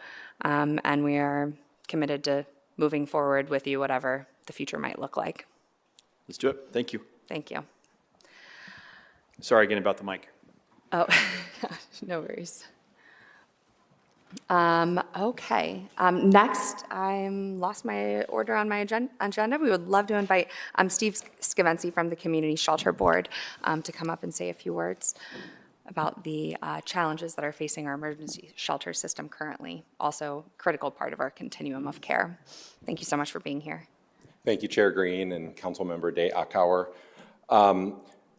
I'm honored to speak tonight to this committee and also alongside all the partners and community members that are doing this work. I'm just struck by all of the connections and interconnections, and I'll talk a little bit about that.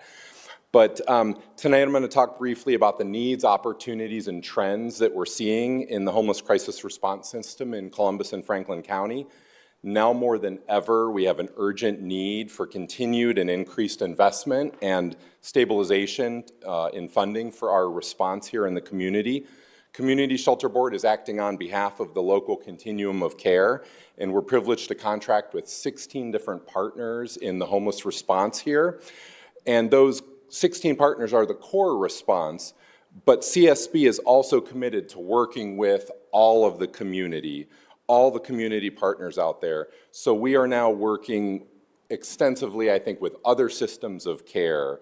We're working with drop-in centers and food pantries, grassroots organizations, advocates, activists, hospital systems, and many more. So we're really working to show up everywhere we can in the community and work alongside everyone to address this.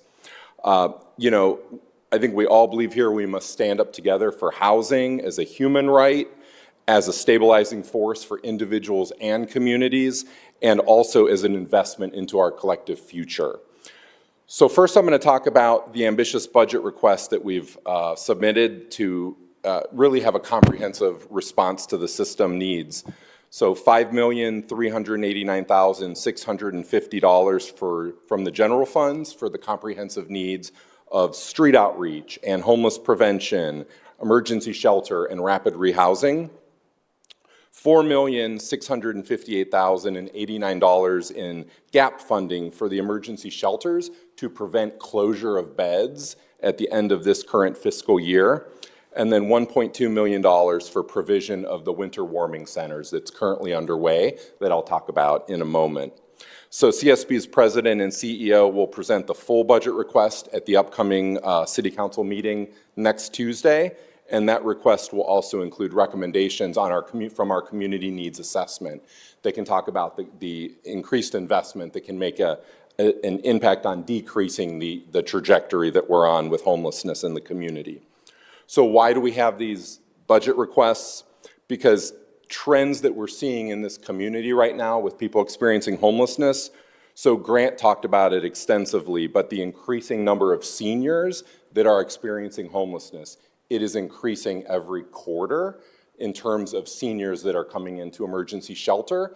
And we're grateful for the relationship and funding from the City of Columbus, where we have a partnership with COAAA to try to prevent some of those seniors from coming in. But we're still seeing it every quarter. The increasing number of youth that our system is serving increased from fiscal year 23 to fiscal year 24. That's another growing population. We're seeing increased chronic homelessness and unsheltered homelessness. So individuals who have experienced homelessness for 1 year or more with a disability, that number's increasing. We're seeing the highest ever recorded length of stay for families, which is creating incredible trauma for the kids that are in the shelter system. And then one of the more concerning trends that we started to follow is more clients are entering into shelter with higher incomes and working. So that's really a reflection of the lack of affordable housing. It was also mentioned the number of, everyone here is very aware of the number of buildings and units that are turning over and are no longer affordable. So to address these trends, we are committed to new innovations and new approaches, and particularly with unsheltered homelessness being the first thing that I wanted to talk about. We have been saying that we are now offering products that more customers want. So rather than just a traditional shelter approach, we're offering non-congregate shelter, use of hotels, and it is working in terms of engaging more people to come from the outside and into a safe place, particularly during the winter. So the winter warming centers are filling gaps, providing safe shelter for people with pets and couples to, again, talked here before to this council about the need and the gap, but it's meeting that need. We currently have over 60 people with dogs and 20 people with cats that are safe in hotels that otherwise would have been in encampments or on the street. Over 40 couples previously living outside are in safe shelter right now. And currently, all 4 of our warming centers are at capacity, so we've had to expand capacity. And there were community members choosing to sleep outside rather than going into traditional shelter or even the congregate warming centers. So we have made a decision that it's a costly response, but the loss of life is unacceptable. So we have over 300 community members who have now gone into hotels who were choosing not to go into traditional shelter. So the Winter Warming Center is the first thing I wanted to highlight in our approach to really treating unsheltered homelessness differently. We're also seeking to purchase hotels so that we can use those for non-congregate shelter and develop a pipeline from the street into housing using the hotels as a non-congregate transition. We also want to become a housing developer because there is a lack of deeply affordable housing in the community, and we are losing naturally occurring affordable housing, sometimes quite literally every day. Another innovation in our system, and Deputy Director Jones spoke about direct cash, is we are serving 80 families this year by providing them cash just to self-resolve and let them determine what can help solve their own problems. And we're really proud of the work the YWCA did last year in a pilot with 20 families who received cash assistance, and almost a year later, 18 of those families remained out of shelter. So we really believe strongly in the direct cash assistance. Also, Chair Green, how you spoke about the disparities in our community in the beginning, we see direct cash as an equity tool to really work towards addressing that problem. Just a couple more things I'll mention. Again, with seniors, we're seeking funds from the Franklin County Office on Aging, very similar to what Grant had mentioned, for those flexible needs so that we can prevent seniors who are at that cusp from coming into emergency shelter, and then some funds for rapid resolution for seniors that have come into shelter, but this infusion of flexible funding can help them quickly get out of shelter. And then last, I would just say we're seeking funds as well to move all families in the community out of traditional shelter into non-congregate shelter, where I think families can focus on rehousing and not experience the trauma of large, congregate shelter. So that's just a quick summary of some of the interventions and actions that Community Shelter Board is taking. Thank you for your time, and I'm happy to answer any questions that you have.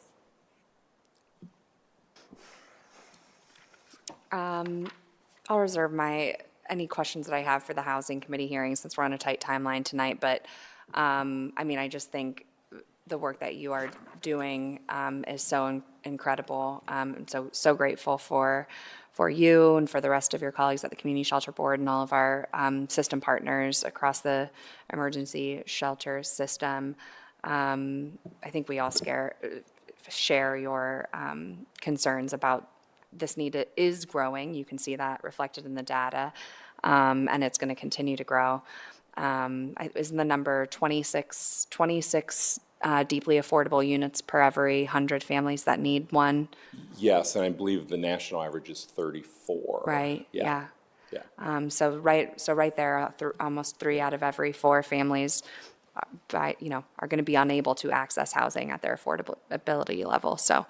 Lots of work to do, but I'm grateful for your partnership and be able to do it with you. Nancy, Councilmember De Alcar, did you want to? I really want to thank you for what you do. I had shared with council a few months ago that many years ago when my daughter graduated from high school, we were homeless. We were lucky to be able to couch surf. Not everyone has that resource. And so for there to be places, especially now that you've expanded, it's not just congregant where people can stay in hotels, is really critical for these families to be able to come to, to be together in space and figure out how you're going to move forward. Because it's really hard. And at the time when I was experiencing homelessness, I was making $75,000 a year and still ended up homeless because of the housing situation. The work that you're doing is so critical, and people all across the economic spectrum can find themselves in need of those services. People who are homeless are often stigmatized, and there's this belief that you're only homeless if you're a loser and you can't keep a job or whatever, and that's not true. Circumstances happen, and you end up there, and you need that place where you can have some safety and regroup your life together. So thank you for what you do. Thank you for sharing that. Thank you. Thank you so much, Steve, and thank you again.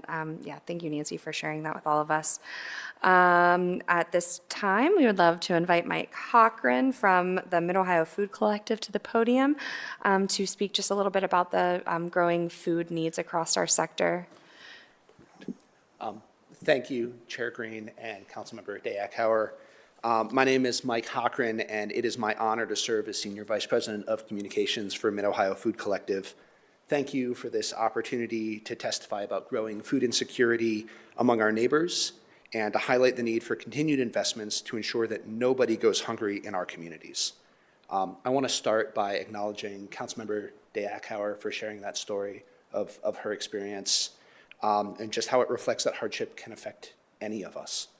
And I want to extend our gratitude to Columbus City Council for previous investments and for your continued support of the critical human services infrastructure that we rely on when life happens, because life happens. So food insecurity is growing, and more families than ever are seeking help to put food on their table due to the high cost of groceries, housing, childcare, and so much more.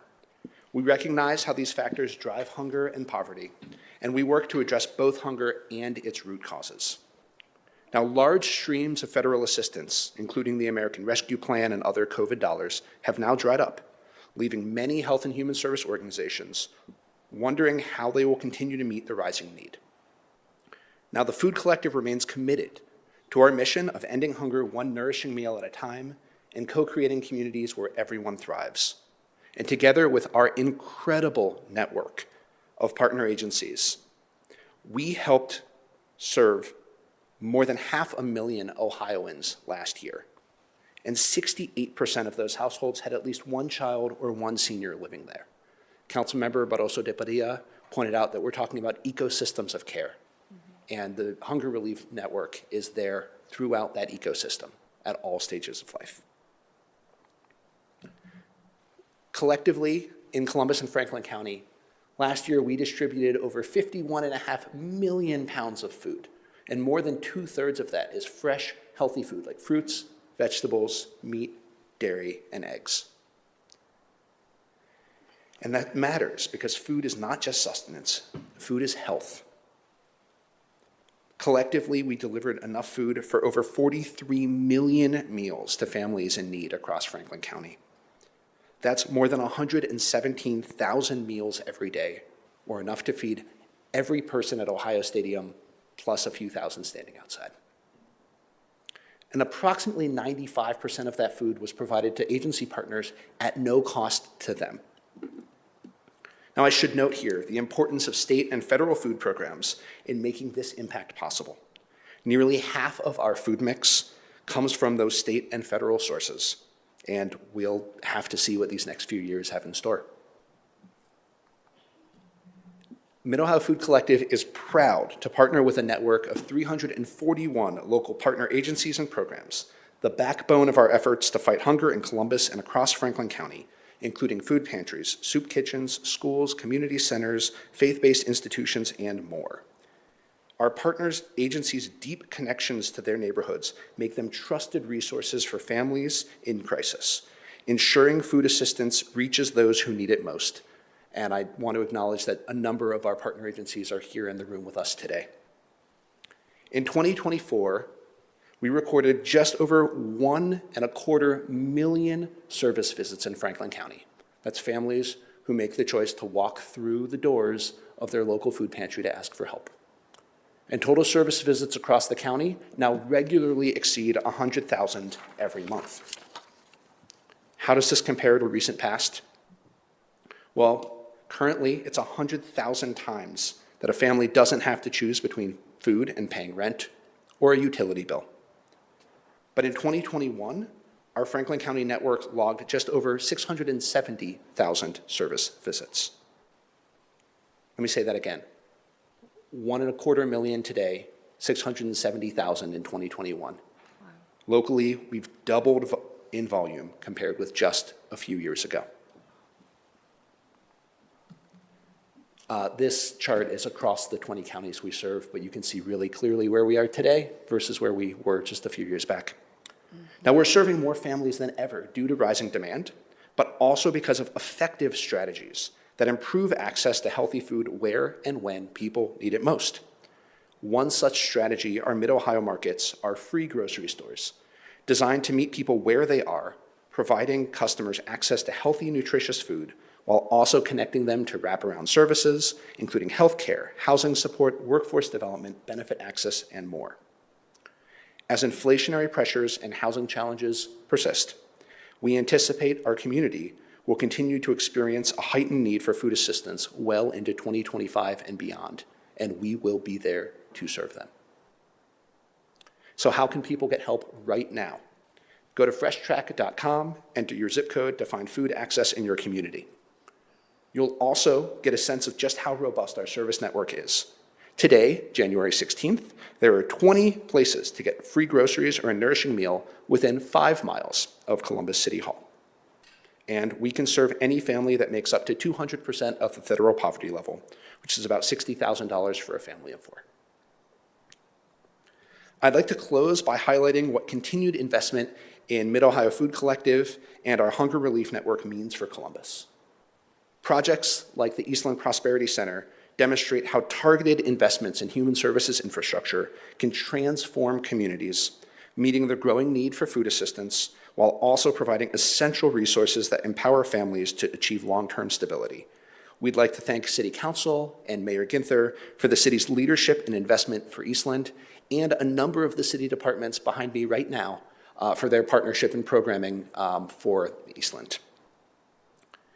Investments in food access infrastructure, both at the Food Collective and throughout our partner network, may include refrigerated storage, transportation, expanded pantry services, and these are critical means to overcome the challenges that residents face and ensure equitable access to nutritious food. And it's also essential to ensure a steady supply of healthy food throughout our communities so that families, seniors, and children in all corners of Columbus have access to the food they need to thrive. We've been grateful for support through the Elevate grants and look forward to future consideration of ways to help plug some of those food needs locally. So thank you for your time, your commitment to our community, and your ongoing support of Mid-Ohio Food Collective. I'll be happy to answer any questions you might have. Thank you so much for being here. Mike, it was so wild until you and I were talking a month or two ago when we were down at the other site, on the west side. I don't know why I didn't realize this, but I did not realize that Mid-Ohio Food Collective has to purchase their own food too, that you distribute out into the community. And so the fact that 95% of providers were able to receive that at no cost to them, right? I mean, I think it highlights a need, and then just the amount of need that has grown. I mean, have you seen significant increased investment to go along with the doubling of your services in the past 3 years? So we're grateful to live in a generous community, and we have a whole lot of local companies, individuals, churches who collectively believe that no one should go hungry. We've also been grateful. We've weathered a lot of that storm because of the resources that came through COVID-era dollars, and particularly the American Rescue Plan Act. The cities helped step up with food, the county helped step up with food, state programs and federal sources all came to bear to help us meet that need. But despite the fact that inflation is back towards historic levels and prices have started to level off, except for housing, of course, those resources are no longer there, and the cost pressures that so many families face are very real and still very present. So we found ways to be more efficient and effective with the resources we have. We will do the very best we can with the resources that we have. But if you're asking if we've seen double the resources compared to where we were a few years ago, I don't think that's what 2025 has in store for us. Yeah. Well, I wish you the best. I don't know. We will be here to stack hands and weather the storm together. I guess, Councilmember, anything from you? For 6.5 years, I was one of your partners running a produce distribution on the far west side. And for people out there who want to help, we were a non-traditional partner. We weren't an organization. It was just a bunch of community stakeholders in the Westland area that said, we know there's food insecurity here, and we need to find a way to help people because there wasn't a public pantry west of 270. There wasn't any place for people to go. And so we got together and decided to do this produce distribution that was year-round. And the majority of our recurring visitors were seniors. Our older adults were very dependent upon our service. And we did also have a lot of grandparents who were raising their grandchildren. And we only had, it was maybe only 25% that were younger families. It was really helping older adults in that community. So we did it for 6.5 years. During COVID, we did it outside in a parking lot, no matter what the temperature. The first time we did it in the middle of COVID, it was 25 degrees, and we were out there. And we were so grateful to eventually be put out of business by the Norton Fresh Market. so excited because finally people no longer had to wait until Saturday and pull into the parking lot at the firehouse and wait in line for an hour for us to open up. They were able to go to what was like a regular store and walk in, and you get a shopping cart and you get to go up and down the aisles and you get to choose whatever you want. And there's dignity in that. And it's such a wonderful model. And I hope that we're going to be able to create more opportunities to have those in more places in Columbus, because it really works. And having those wraparound services that are available through there it's fabulous, and it has such a huge impact on the parts of our city who are nowhere near where these partner agencies are. You know, when you live west of 270, it's a long bus ride to go to all those agencies. To have everything all together and to have that dignity, be able to just choose your own food is so important to families. So thank you for having that model and being there and helping us, small, scrappy, crazy little groups who just decide we're going to help people.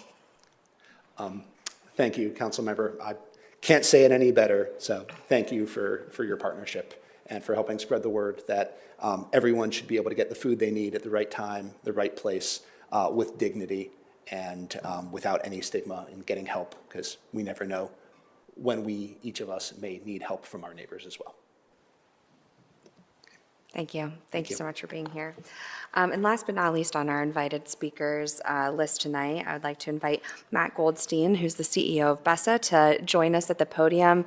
I think that, you know, we talked a lot about funding challenges related to our agencies and lack of availability of services and programming and how that's going to impact the continuum of care across our community.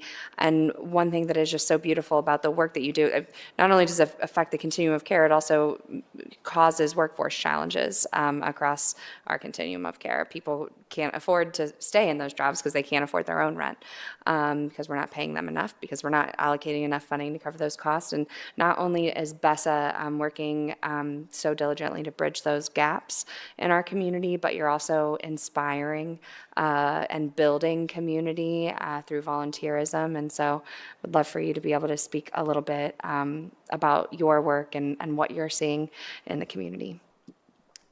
Chair Green, Councilmember Day Acker, thank you for having me here today and for your colleagues. I'm proud to be part of this city. I'm proud to be part of a city that addresses challenges in so many meaningful and thoughtful ways.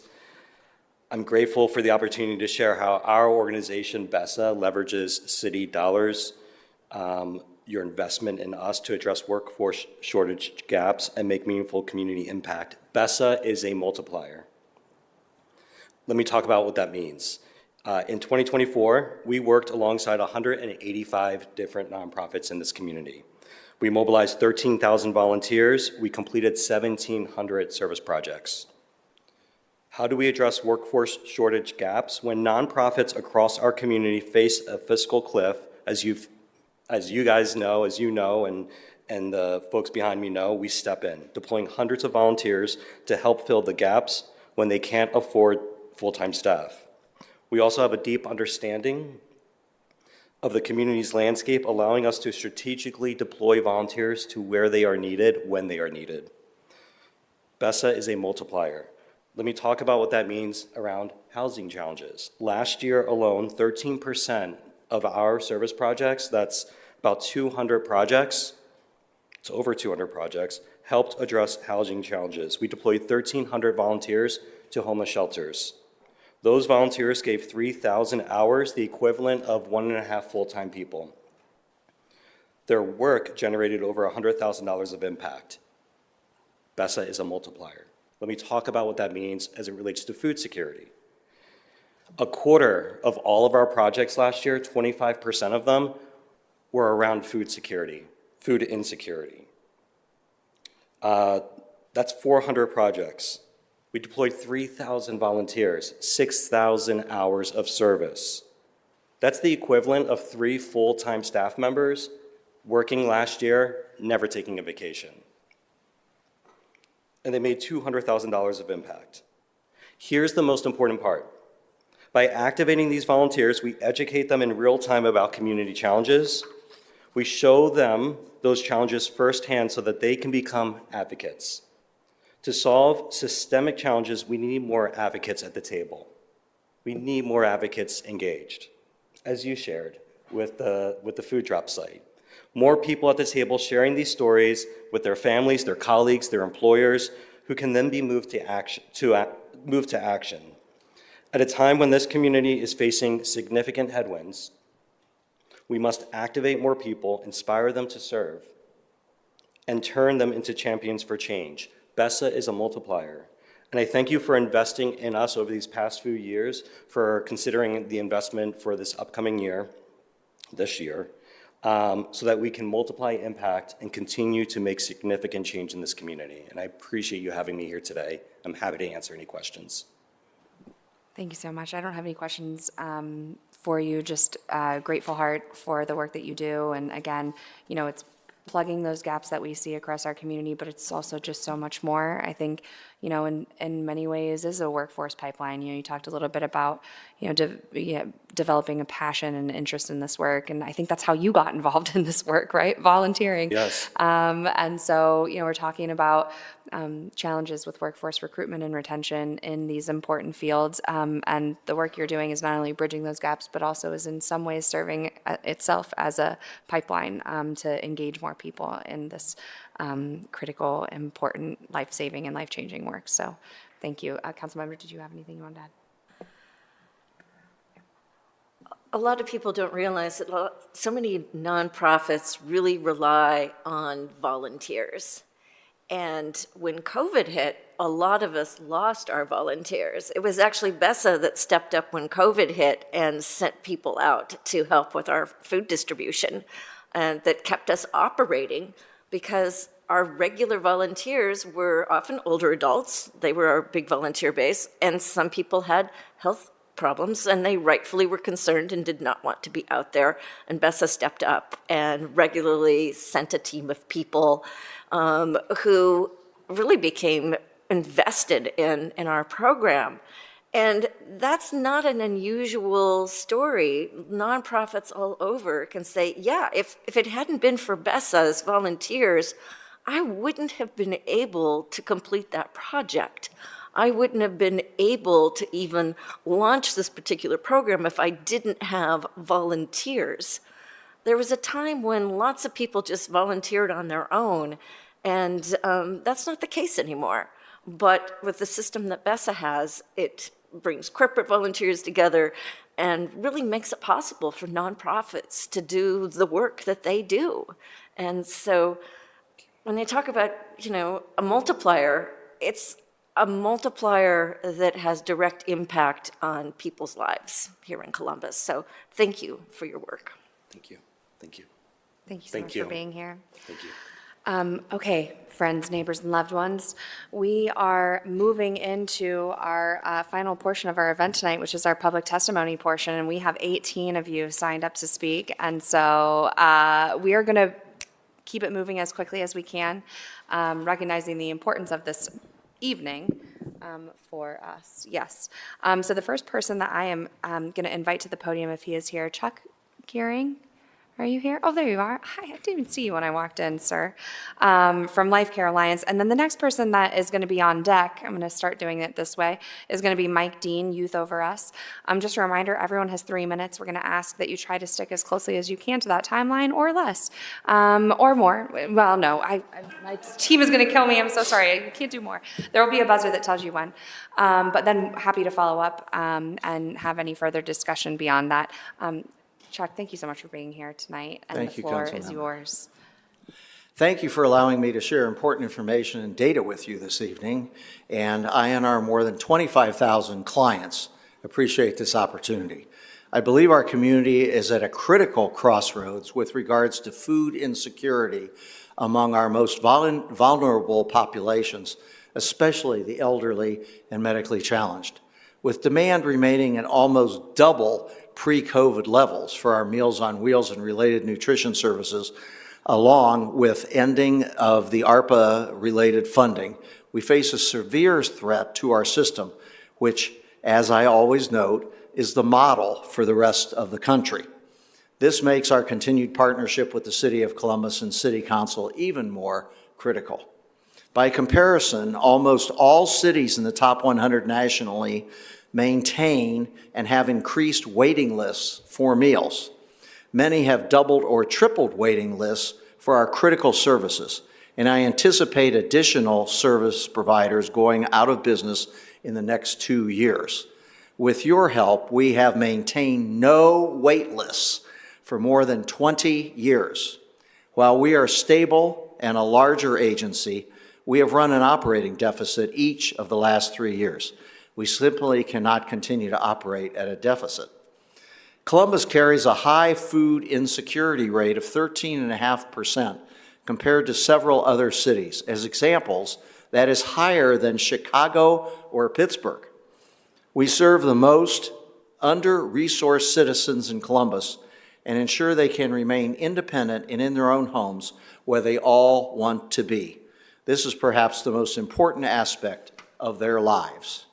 Columbus's life expectancy rate is as much as 21 years lower on average than some suburban or higher income areas of Franklin County, with some neighborhoods carrying a life expectancy as low as age 57 due to access to food and health care, which are the services we provide. This huge increase in demand and shortfall in funding is clearly our new normal. We will exhaust our federal Title III Older Americans Act funding by early summer for the 4th year in a row. And Franklin County, while a tremendous partner over the past several years, is reviewing all clients now to reduce their costs. According to AARP, we save Ohio taxpayers over $90,000 per client per year for each person we keep independent and in their own homes, again, where they all want to be. This amount is the average cost for assisted living or nursing homes for one person for 1 year, and without our services, Medicaid would need to pay for their care, meaning we would all be paying through our taxes. This is an incredible return on investment, making an investment from the City of Columbus the best investment you can make within 3 seconds of 3 minutes. That's a real pro right there. Yeah, that's right. So you and I we've had conversations about the funding deficits and the challenges ahead of us, and all I can say is we're committed to standing next to you and behind you and in front of you when need be, to do what we can to make sure that our vulnerable seniors, especially, are taken care of, and we're grateful for the work that you do, and are also continuing to keep our eyes and ears to the ground in terms of additional policy issues that might impact your continuum. Thank you. We appreciate all you do and actually having a social worker on City Council. Thank you. Happy to be here. Next person, Mike Dean from Youth Over Us. Mr. Dean, welcome to City Council. And following him is going to be Carol Argiro from the Huckleberry House. Good evening, Councilmember Green, and to all the other council members here. Thank you for the opportunity to share my heart tonight. My name is Mike Dean. I'm the CEO of Youth Over Us, a nonprofit that has been serving youth and young adults right here in Columbus, Ohio, for 19 years. Our work focuses on youth age 16 to 24 facing significant barriers, primarily people who have dropped out of high school and looking for another chance. Our mission in a nutshell is helping opportunity youth to overcome those barriers and access opportunities for a brighter future. At Youth Over Us, we are deeply aligned with the goals of the health and human service sector, and we provide essential services that address critical issues such as youth development, workforce readiness, mental health wellness, and housing stability. We walk alongside these young people to help them build a solid foundation for their futures while also strengthening the fabric of our community. And let me share some key areas where we support Columbus youth. We help them earn their GEDs or high school diplomas, both education and because education is a fundamental determinant of health and opportunity. And so we provide job training in high demanding fields like construction, where they work on homes, and earn industry recognized credentials in both construction and healthcare, NCCER, STNA, EKG, phlebotomy, and more. These programs create pathways to sustainable careers and economic stability. And so we focus on mental health wellness by equipping youth with tools through anger management, conflict resolution, and leadership development. And these services are crucial for improving overall health outcomes and preventing crisis. And so our work just doesn't change individual lives, it impacts families and communities. And the issues we address align directly with the HHS priorities of reducing poverty, improving mental health, and creating pathways to stability for underserved populations. And so right now, Youth Over Us is not included in the city's budget, and that limits how many young people we can reach. But the city's support in this budget is crucial. Investments in nonprofits like ours provide an extraordinary return on investment, not just in the economic terms, but in the health and stability of our community. And so just closing, just want to Martin Luther King said, life's most persistent and urgent question is, what are you doing for others? And so thank you for your time and consideration. Any questions? No questions from me, I think, but just a thank you so much for all the work that you do. And did you send over an earmark request this budget season? No. Oh, okay. Well, yes, but let's get together. If we could get, we'll give you a card, and then would love to talk with you a little bit more about the work you're doing and how we can support it. Thank you. Thank you. Oh, perfect. Thank you for being here, Mr. Dean. Carol Ardro from Huckleberry House. Hello. Welcome to council. Thank you so much for being here. And then followed by Carol is Oyama Garrison from Maryhaven. Good evening. My name is Carol Argero. I'm the Director of Advancement for Huckleberry House. Chair Green, thank you for having us, and good evening, council member. Huckleberry House serves the needs of our most vulnerable community members, our youth, between the ages of 12 and 24 who are in crisis or are facing homelessness. At Huckleberry House, we address the root issues causing youth homelessness and provide at-risk youth with resources and support.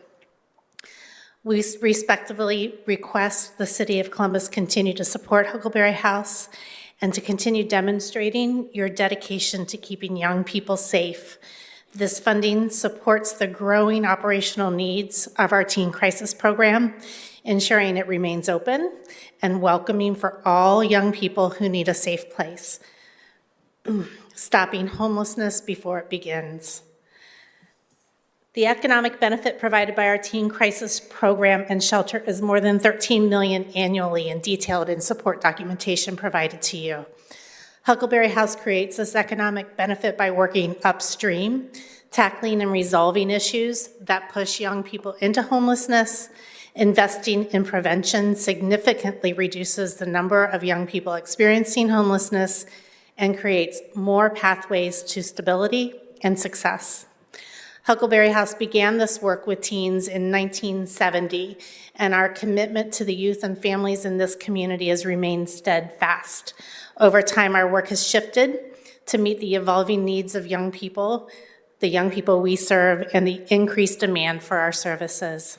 Across our community and this country, youth are facing unique challenges and experiencing increased rates of mental health concerns.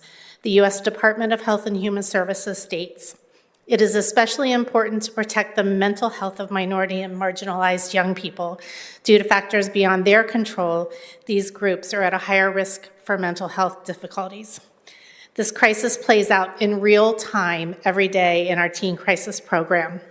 We are seeing an increase in the number of youth seeking help, an increase in the average number of nights the youth are staying with us, and we are also deeply impacted by the rising mental health challenges of youth. Our staff is dealing daily with the emotional demands of the young people we serve and the need for enhanced resources and supports to meet their complex needs. This growing demand for services strains resources, increases staff workloads, and highlights the urgent need for expanded funding and support to continue meeting the critical needs of vulnerable youth and families in our community. Your support will enable us to continue making life-changing differences for youth facing difficult circumstances, providing a vital lifeline in our community and a path forward for youth in their most vulnerable moments. Thank you so much for being here tonight and for all the work that you do. Thank you. Thank you. Okay, Mr. Oyama Garrison from Maryhaven, Inc., followed by Ryan Phillips from Franklin County Board of Developmental Disabilities. Thank you so much for being here, Oyama.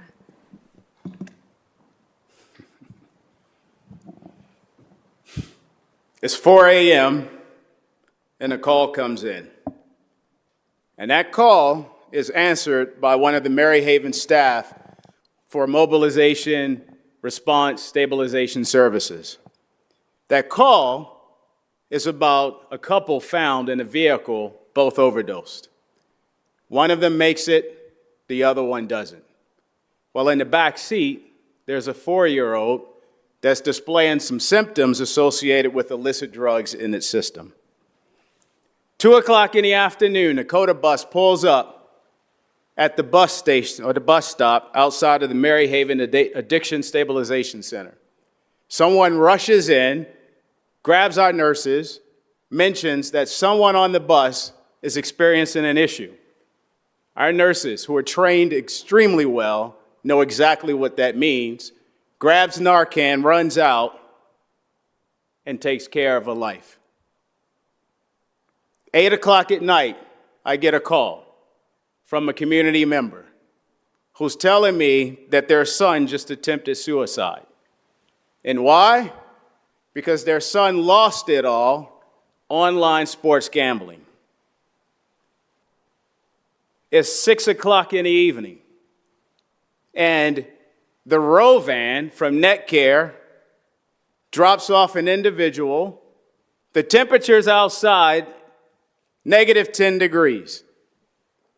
This person is half-dressed, experiencing mental health crisis, and at the same time, heavily intoxicated. That's the service that Maryhaven and so many other behavioral health care providers provide each and every day in our community. We make a meaningful difference saving lives. Public support helps us accomplish it, but the reality is the dollars are drying up. Philanthropic support is shifting. The need for support is increasing exponentially in our community. And it was Mother Teresa who said, "We the willing, led by the Almighty, are doing the impossible for so many that we have been doing so much with so little for so long that we're qualified to do just about anything with virtually nothing. And it's no longer sustainable." Thank you. Thank you so much, Oyama. I couldn't agree more. And thank you for the work that you do. Ryan Phillips from our Board of Developmental Disabilities, followed by Rhea Debussy. I think I'm saying that correctly, but please correct me if I'm not. Thank you so much for being here, Mr. Phillips, for hanging in. Good evening. My name is Ryan Phillips. Let's fire up this clock. I am the Director of Communications, Advocacy, and Community Relations for Franklin County DD. We are an agency that serves about 13,000 people plus on a daily basis annually. That is closer to 20,000 people with developmental disabilities. We are a staff of about 680 and change, depending on the day. But we are, like many people that have spoke tonight, continuing to see rises in need. Some of that is because there's incredible work. There's incredible work being done here in Columbus and within Franklin County, and people have realized this. There is a conversation nationally for people to come here for services if they have a family member, a child with a developmental disability, and frankly, the ripple effect of then additional organizations that need support and need to be able to have the abilities to support those people continue to grow. And whether it's, so many of the people that have spoken tonight, we have great relationships with, whether it's hosting Mid-Ohio Food Collective Distribution Center at one of our facilities and beyond. I won't waste my time on that, but we partner with many, and we appreciate all of the work that they're doing. The people that we serve, when I spoke to them, many of our self-advocates, and I said, what would you like me to say this evening? They want to continue to have opportunities to have a seat at the table. They want to be able to have an opportunity to have their voice heard. They want to be able to articulate what is important to them and to be able, as a voter, as a community member, as a person, know that that's going to be heard and that that's valued. And that's incredibly important. And that was certainly my honor to be able to relay that here this evening. That representation is important.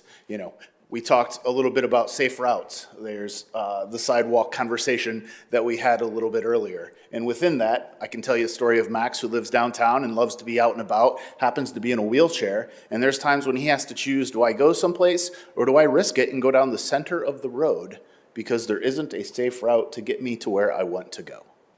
And that is not a reasonable choice that any of us should have to make. And yet he makes it semi-regularly. One, because he's a bit of an adventurous gentleman and probably doesn't make the best decision. But two, because it's important to him to be out and be social. And how do we regulate what's right and wrong there? It's on us to help make that happen. Two final quick notes. Integrated employment for people with disabilities. We continue to want to have the conversation. People that we serve want to work. There's opportunities. The learning curve at times can be a little bit longer, but the dedication is significantly higher. Conversely, for the folks that we serve to want to be able to live the lives that they want to serve, they need support. Those direct service professionals are critical, and there is a shortage of those workers, and we need help filling the void. So thank you very much. We appreciate the support and look forward to great things to come. Thank you so much for being here tonight, and I'd love to talk to you more a little bit about your workforce needs and workforce opportunities for people in our community who are living with disabilities. I think that there's been some interesting data that's come out recently in terms of projections, 30 years in the future of what we can anticipate for workforce shortages, and some of the numbers for Ohio are a little bit troubling. I don't remember looking specifically at the direct service professionals one, but I imagine it probably is also. So let's chat offline. Thank you again. We would love to have the conversation. Thank you. Yeah. Okay. Rhea Debussy from Equitas Health, and then followed by Doug Wolf and Dr. Jermaine Kennedy from the Boys and Girls Club of Central Ohio. I'm sorry, Rhea, did I pronounce your name? Rhea, but close. Rhea, oh, darn it. No, you're totally fine. So good to see you again. Yeah, though. nice to see you again as well. So hi there. Thank you all so much for hanging late, and I promise I will stick to that 3-minute timer. But my name is Dr. Rhea Debussy. I'm the Director of External Affairs for Equitas Health, which is headquartered here in Columbus. And as you're likely aware, we're a nonprofit community health center and one of the largest LGBTQ+ and HIV/AIDS serving healthcare orgs in the country. And each year we serve tens of thousands of patients. So I'm thankful to address you all tonight, and I'm here to essentially underscore the importance of funding HIV treatment, prevention, and resource programs throughout the city, particularly as we're on the eve of some very challenging times, particularly for HIV funding and treatment services. So as you know, when the city is executing its budget, they reallocate federal and state dollars from various other programs like Ryan White HIV/AIDS program, housing opportunities for people with AIDS or HOPWA, and ending the HIV epidemic program to essentially other nonprofit organizations like Equitas Health. Last fiscal year, Council authorized an increase to our agency's share of Ryan White Part A funding, which totaled about $638,000, and we hope that the city will continue to fund those efforts at a similar rate, particularly given the urgency of supporting people living with HIV. And regarding HOPWA, Council authorized a modest increase to our funding last year, and in an effort to provide the best quality services to our clients, we hope that Council will maintain that funding to our agency. And finally, we hope that council will increase our share of EHE funding from the fiscal year 25 amount back to the fiscal year 24 amount, which was slightly greater. But of course, we do also hope that council will authorize funding for HIV testing efforts via other citywide grants and via Columbus Public Health Funds at an increase of at least 2.7% to adjust for inflation. And in addition to those HIV-specific programs, Council does annually authorize funding for SafePoint, which is a program of Equitas Health to support harm reduction efforts across the city. And as you're likely aware, SafePoint is a comprehensive harm reduction program for people who use drugs. And they seek to reduce the spread of bloodborne infections, prevent deaths from overdoses, and increase access to care for people who use drugs. And in 2023, SafePoint disposed of over 840,000 used syringes, hosted visits from over 8,400 participants, and even more last year, actually, distributed over 21,000 doses of naloxone, coordinated over 4,200 instances of overdose prevention education, and saved over 2,300 lives, and an additional 2,500 last year alone from an overdose. And in the first few years of operation, Council authorized periodic increases to SafePoint's funding. But for the last several fiscal years, Council has continued to flat fund the program at $350,000. And while we definitely appreciate that, this is life-saving work for the city, and we strongly recommend that Council authorizes an increase for the upcoming fiscal year, particularly given the scope of work that's changing for our colleagues at SafePoint. And this is really a common sense investment that will ensure this vital harm reduction work can continue to grow even more in the coming years. And to ensure that Council can better understand the importance of that work, we've given some additional data for you all in written comment because, again, SafePoint is the county's only syringe service program. And we, of course, appreciate you all's continued support of efforts to end the HIV epidemic, and we are definitely grateful for Council's continued investment in public health, harm reduction, and HIV prevention, and we appreciate being partners in this work with you all. Thank you. Sorry, I ran slightly over. Oh, no, it's okay. I do have a couple of questions for you, actually, Yeah. though. Thank you so much for being here. And I have not read your written testimony, but I have seen it in there, so I'll read it as soon as of we course. adjourn here tonight. But so $350,000 has been the amount since 2018. And I know that the program has expanded quite significantly now with a mobile operation, and which is great because we're able to reach more people and save more lives, which is the mission. What is the total budget for this program? Do you have a sense off the top of your head? So I'd have to follow up with you or chat really quickly offline. I do have colleagues from SafePoint here that can kind of give a scope of their overall budget, but we as an agency do provide definitely a lot of support financially too. So that $350,000 from Columbus Public Health is certainly not the only amount of money that funds the work that SafePoint does. Because again, the need is very much growing.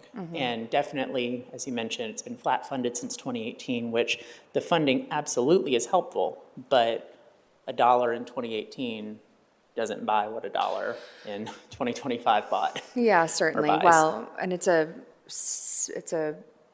Board of Health authorized program, right? And if we're flat funding any program for, more than 5 years, it's really a reduction in programming funding, just given the increased inflation over the number of years and salary expectations and expansion of programs. I think, years ago we were only 2,000 people a year, and now we're serving 8,000. Yeah, and to the point of the mobile sites, they've actually launched 6 mobile sites across the community, and they are specifically in areas of Columbus that see an increased number of BIPOC participants.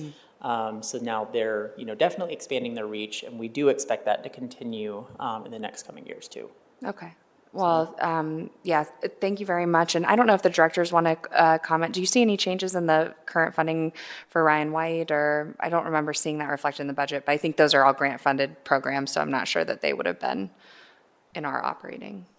Yeah, thank you for your presentation. The Ryan White funding right now is very stable, and if anything, we might see some of that increase in the coming years. So that is not something we're concerned about at this point in time, based on the intel that we have. Yeah, and we do continue, to the commissioner's point, we do continue to work with our representatives in Congress to also advocate for that because, it's beyond the scope of just our agency. I mean, this is a national effort to end the HIV epidemic. Okay. And so we need a national response. Absolutely, couldn't course. agree more. Thank you so Well, much. thank you for being here tonight and hanging in and for your testimony and for the work you do. And we'll connect with you afterwards regarding the Safe Point stuff. Perfect. We appreciate y'all. Thank you. Thank you. Next, we have Doug Wolf and Dr. Jermaine Kennedy from the Boys and Girls Club of Central Ohio, followed by Monica Sarazuela on deck from the Adam Board of Franklin County, and in the hole, is that what they call it? Brandy Alisa from Habitat for Humanity. Thank you for being here. Good evening, Committee Chair Green and Councilmember Ackhauer, and our fellow colleagues in Human Services. I think we can do this in 2 minutes and 45 seconds, so we'll buzz along. I'm Doug Wolf, CEO of Boys and Girls Clubs of Central Ohio. It's a pleasure to serve our young people in this community every day with a mission to enable young people to reach their full potential. And first, just take this opportunity to express the profound gratitude we have for City Council and your leadership in investment in Boys and Girls Clubs of Central Ohio, as well as our young people and our human service organizations represented here today. Your efforts have been a source of not just financial support, but of hope during a historic period in our country and community. And I appreciate your explicit and direct question earlier around tax-exempt business investment. I will borrow that phrase from you going forward. Also argue that increased investment needs to be coupled with smart investment, investment that leverages existing assets and services that demonstrate impact on long-term sustainability. But doing all this and maximizing our support requires strong and dedicated leadership. And with me today is one of those leaders, Dr. Jermaine Kennedy, our Chief Program Officer, here to share a little bit about the impact that your investment has had on the young people of Columbus. Good evening, Chair Green and Council Member. My name is Jermaine Kennedy, and I have the honor of leading our programs and partnerships at the Boys and Girls Club of Central Ohio. Every day, we're committed to creating spaces where young people feel inspired, supported, and empowered to unlock their full potential.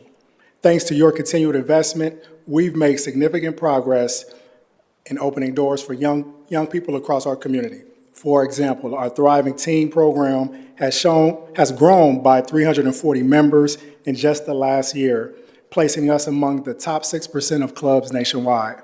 This speaks not only to the strength of our programs, but also to our intentional approach to connecting with and retaining teens. Additionally, through targeted support and a commitment to quality, we've achieved an optimum club experience, rating us in the 92nd percentile. Again, a reflection of our members feeling safe, seen, belonging, and deeply engaged in meaningful programs. And while we're proud of these milestones, we know there's more work to be done. Reaching every young person requires more than financial support. It demands a clear vision, bold leadership, and a commitment to collaboration and innovation. It's about making strategic investments that adapt to our community's evolving needs and holding ourselves accountable for delivering real and measurable goals.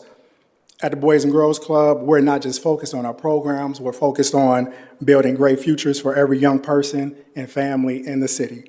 Together with your partnership, we can continue to create transformative opportunities that shape the next generation of leaders. Thank you for your leadership, and I look forward to any questions that you may have. Nothing from me, but thank you. We're proud to partner with the Boys and Girls Club. I feel inspired every time I'm in there, and I get to see your young leaders that are that you have helped to cultivate and mentor. And so we're just so grateful for you, and it's an honor to stand with you. Thank you. Next, we have Monica Sarazuela from the Franklin County Adam Board. Hi, Monica, and then followed by Brandy Alisa, and then in the hole, Laura Sullivan from Just Choice. All right. Good evening, Chair Green, Councilmember Day Ackhauer. My name is Monica Sarazuela. I serve as the Senior Director of Government Affairs and Special Initiatives at the Alcohol, Drug, and Mental Health Board, also known as ADAMH. On behalf of our CEO, Erica Clark-Jones, thank you for allowing us to be here. ADAMH provides a pathway to health and healing for individuals and families in Franklin County seeking resources for addiction and mental health by funding accessible and affordable prevention, crisis, treatment, housing, family and recovery services through a network of more than 30-plus nonprofit agencies. But we, as the agency charged with planning, funding, and evaluating the behavioral health landscape in Franklin County, we see 2025 as a pivotal year that will bring both challenges and opportunities. Last year, AdamH began its Community Needs Assessment, which is a process for us to learn more about the current mental health and addiction needs of Franklin County. Our preliminary findings of this assessment include, and Chair Green, you mentioned these in your opening comments tonight, that anxiety and depression are widespread. Access to care barriers and the perception of barriers remain prevalent, especially with our new American communities facing significant stigma in seeking services. Opioids and fentanyl continue to be prevalent and a driver of unintentional overdose deaths, which are unfortunately rising in our Black and Hispanic populations in Franklin County. And many use substances, especially alcohol, to cope with trauma and life stressors. And this is especially true for our unhoused individuals and our new American populations. As we have heard tonight, nonprofits are experiencing hardships, especially as federal pandemic relief funds have ended and operational costs continue to rise. And while demand for services has increased, many community behavioral health providers continue to face ongoing workforce shortages and financial challenges.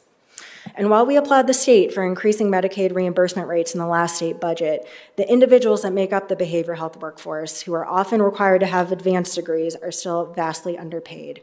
Many struggle to make ends meet, especially given the rising cost of housing here in Central Ohio, and agencies have had to direct resources to keep this workforce stable to provide consistent service. And while we all continue to fight for policies to see that systemic change we desire, 2025 will also be a transformational year.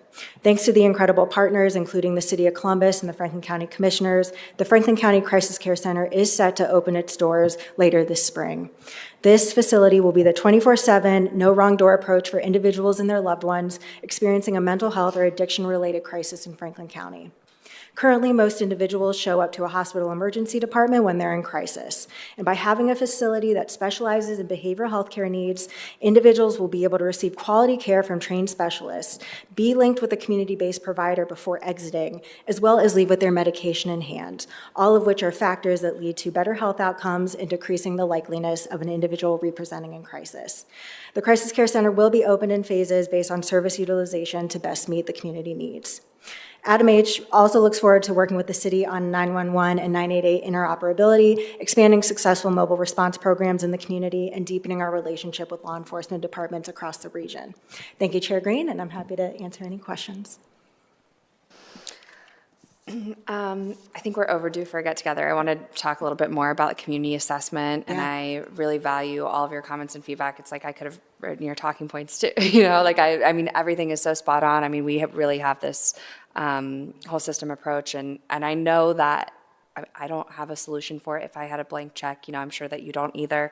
But I think being able to sit here as a Columbus City Council member, being able to have the Adam Board of Franklin County, acknowledge these real systemic issues. This is not something that we are burying our heads in the sand for. This is something that we are naming and working collaboratively to figure out how do we move forward to meet the needs of our residents. And so I just want to thank you for coming here and doing that. I actually thought you were out of town tonight for some reason. Oh, no. Well, thank you for your advocacy as well. We're so grateful. Yeah, so glad that you're here, and thank you.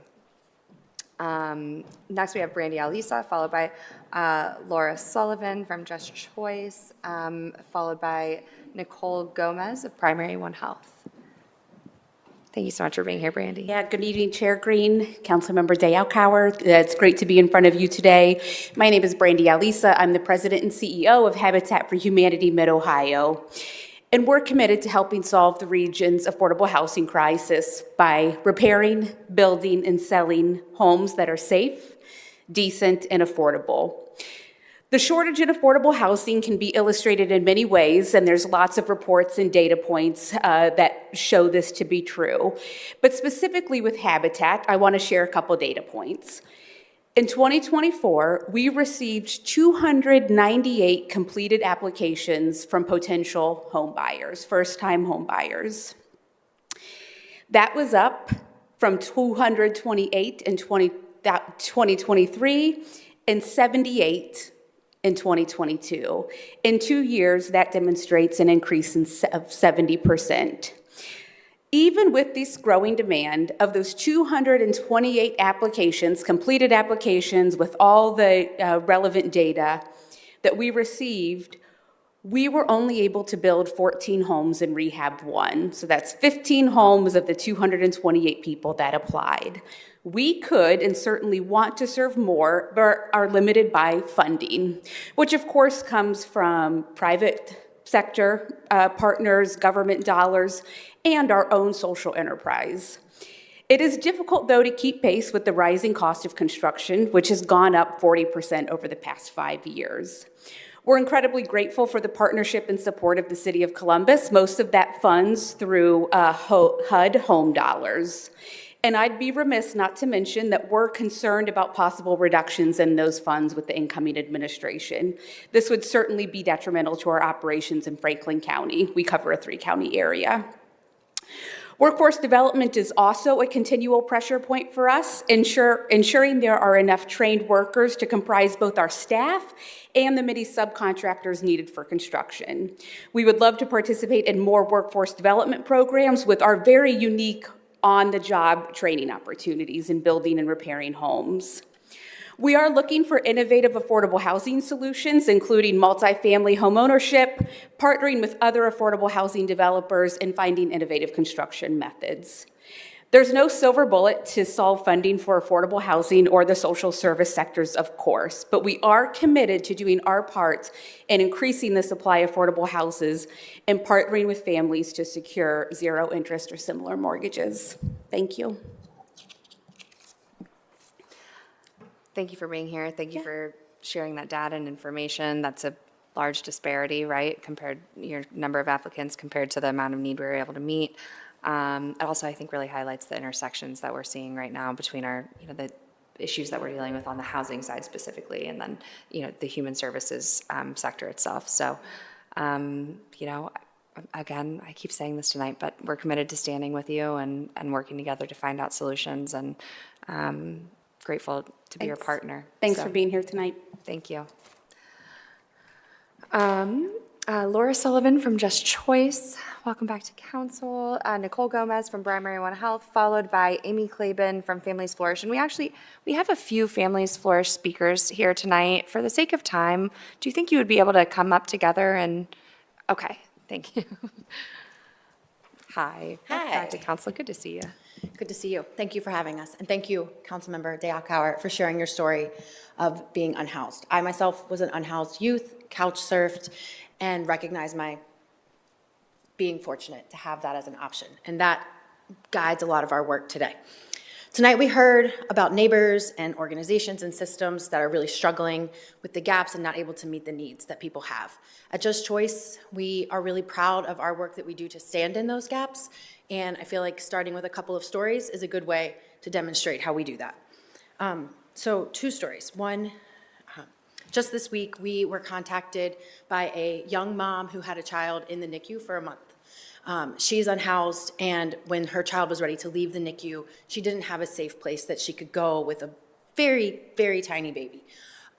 We were able to find a host family and give that mom the support she needed so she could access secure housing for herself in shelter and know that her child was taken care of. She didn't feel comfortable taking her child into the shelter option that she had. Our hosting program keeps families together. Another story, another young mom, because of her really awesome court-appointed public defender, she was able to contact us when she was facing some criminal issues, so her brand new baby wasn't going into the foster care system. We were able to provide hosting, and that mom was able to maintain custody of her child, take care of her tiny little things she needed to take care of, reunite with her child, and have ongoing relational support from our program. I hope those 2 stories demonstrate some of the depth of our work. Just Choice has been able to meet the immediate needs of families in crisis in Columbus with the city's support. Mutual aid funds, Just Choice keeps families out of incarceration, out of homelessness, and out of the foster care system. We are the only organization providing comprehensive, honest, all options counseling in our area and beyond. And we're really proud of that work. Our programs are tested, evidence-based, and our interventions that save community resources, providing an off-ramp and alternatives to harmful systems such as the family policing or child welfare system. Because of the state and federal government hostility towards women and reproductive health, Like House Bill 145 and other anticipated policy changes, the city's support is more crucial now than it ever has been. We are facing times that we know are going to be unprecedented, especially for people who are pregnant or who are experiencing pregnancy loss. We are unable to access that funding, and that's going to be even harder. So we are grateful for the city's support. We are hopeful to be continued partners. We are really appreciative, and so are our moms and families. Thank you. And any questions, which you know where to find us. Thank you so much for being here and for the work that you do. I will call Nicole Gomez from Primary One Health. Thank you so much for being here tonight.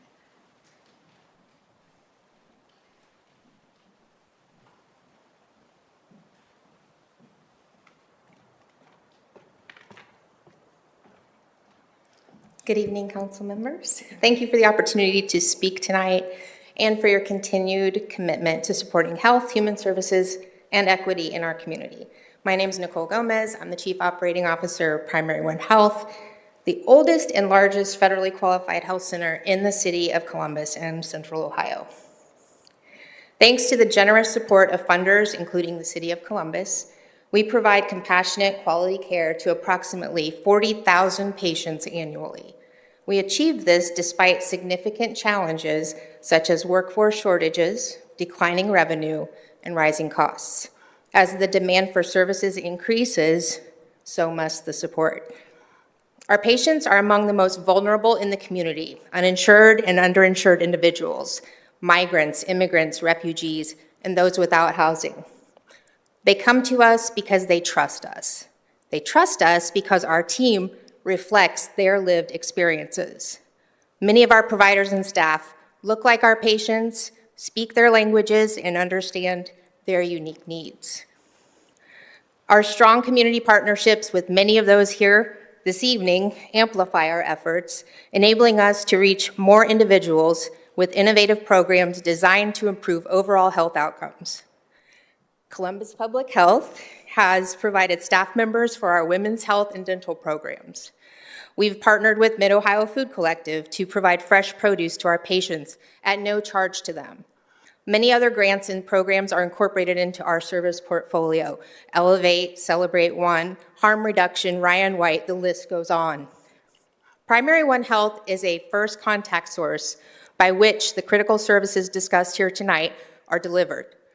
Across 11 health center sites, including a school-based clinic and 4 mobile health centers, we break down barriers to care, meeting patients where they are.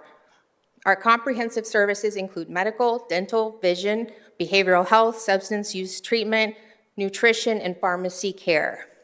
As we prepare to navigate the challenges of a changing federal and state administration and policies, we expect the need for a trusted, equitable source of health and human services will only grow.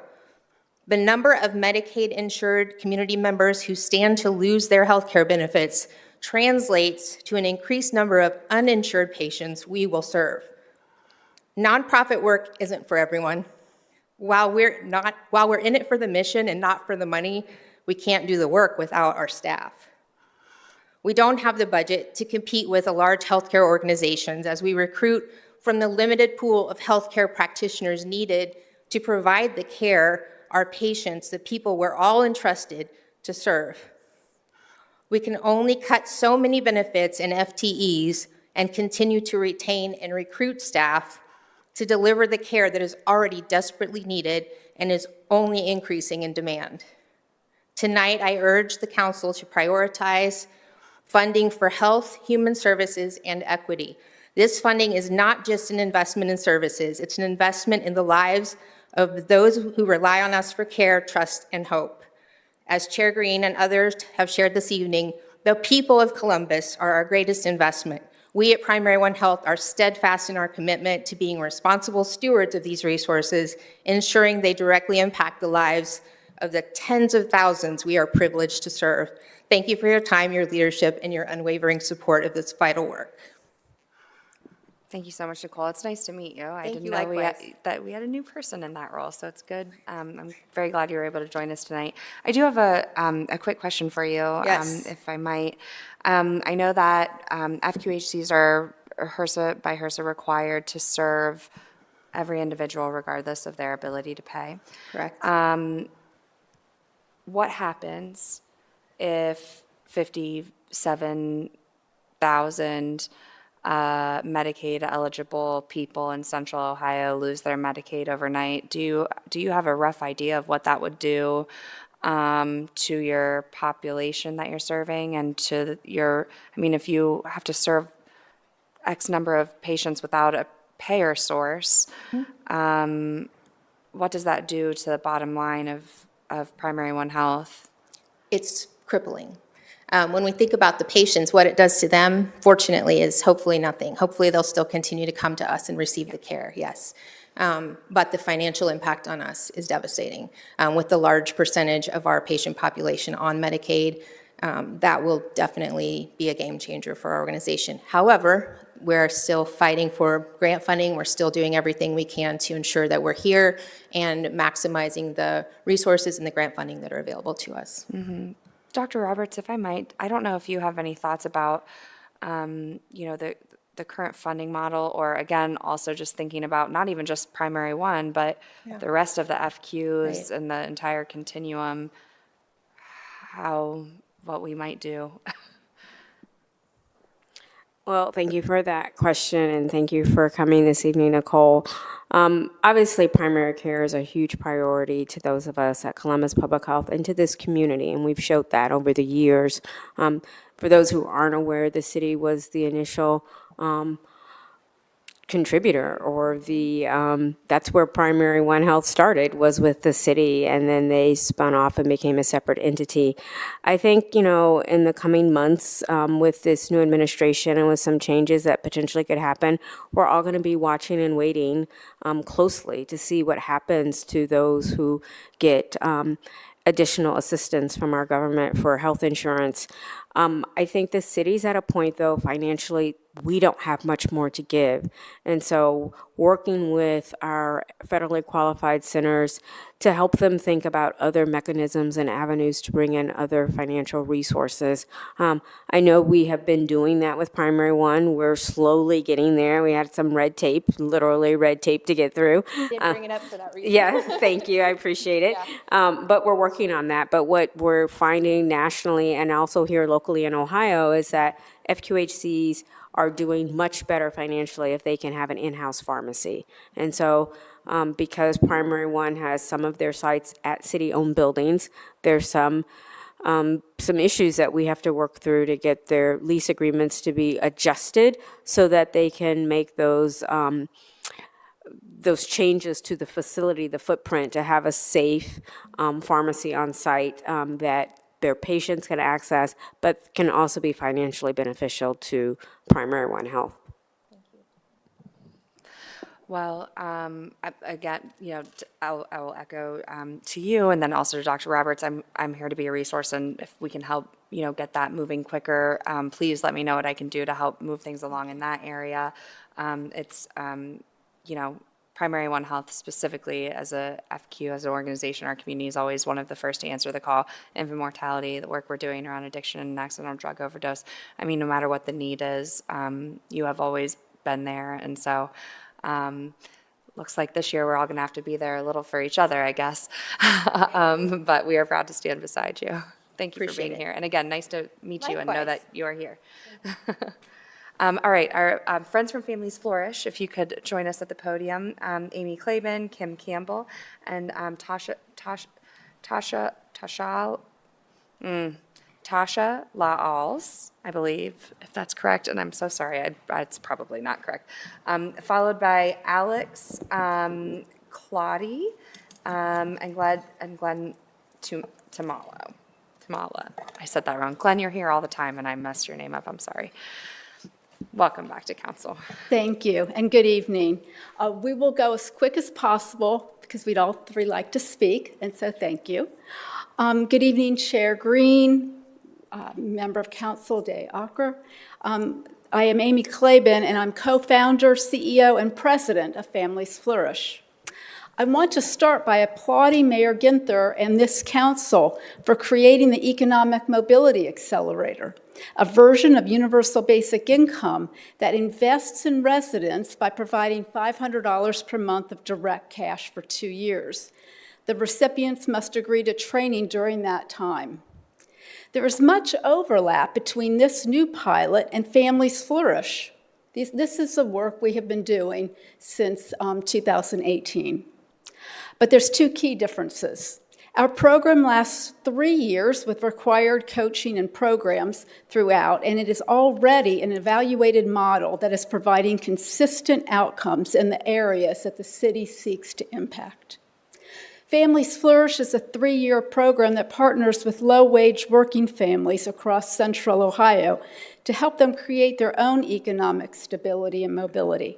We are an evaluated program with the most recent data from our evaluation team at OSU, showing that the first step to economic stability is mental health.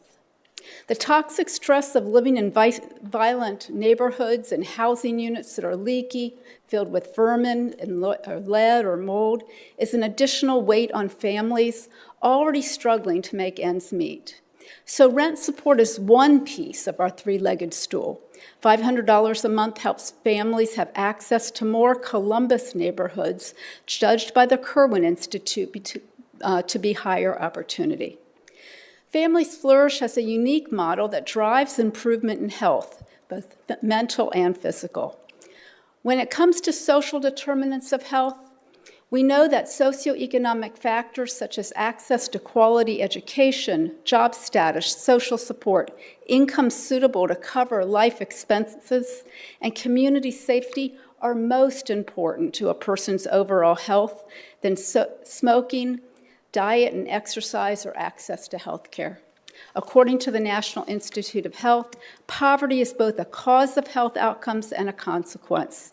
Poverty in childhood and among adults can cause poor mental health through social stresses, stigma, and trauma.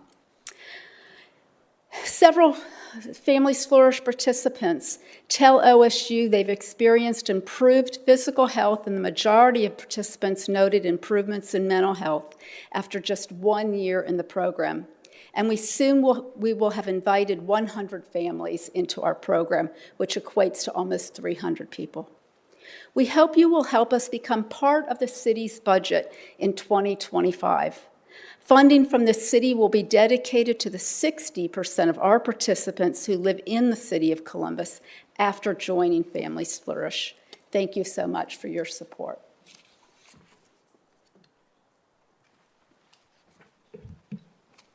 Good evening.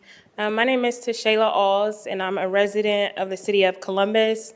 I am a proud wife and mother, and I currently work at Nationwide Children's Hospital. This past August, I graduated magna cum laude with a bachelor's degree in psychology from Otterbein University. My daughter and I have been participants in the Families Flourish program since August of 2022.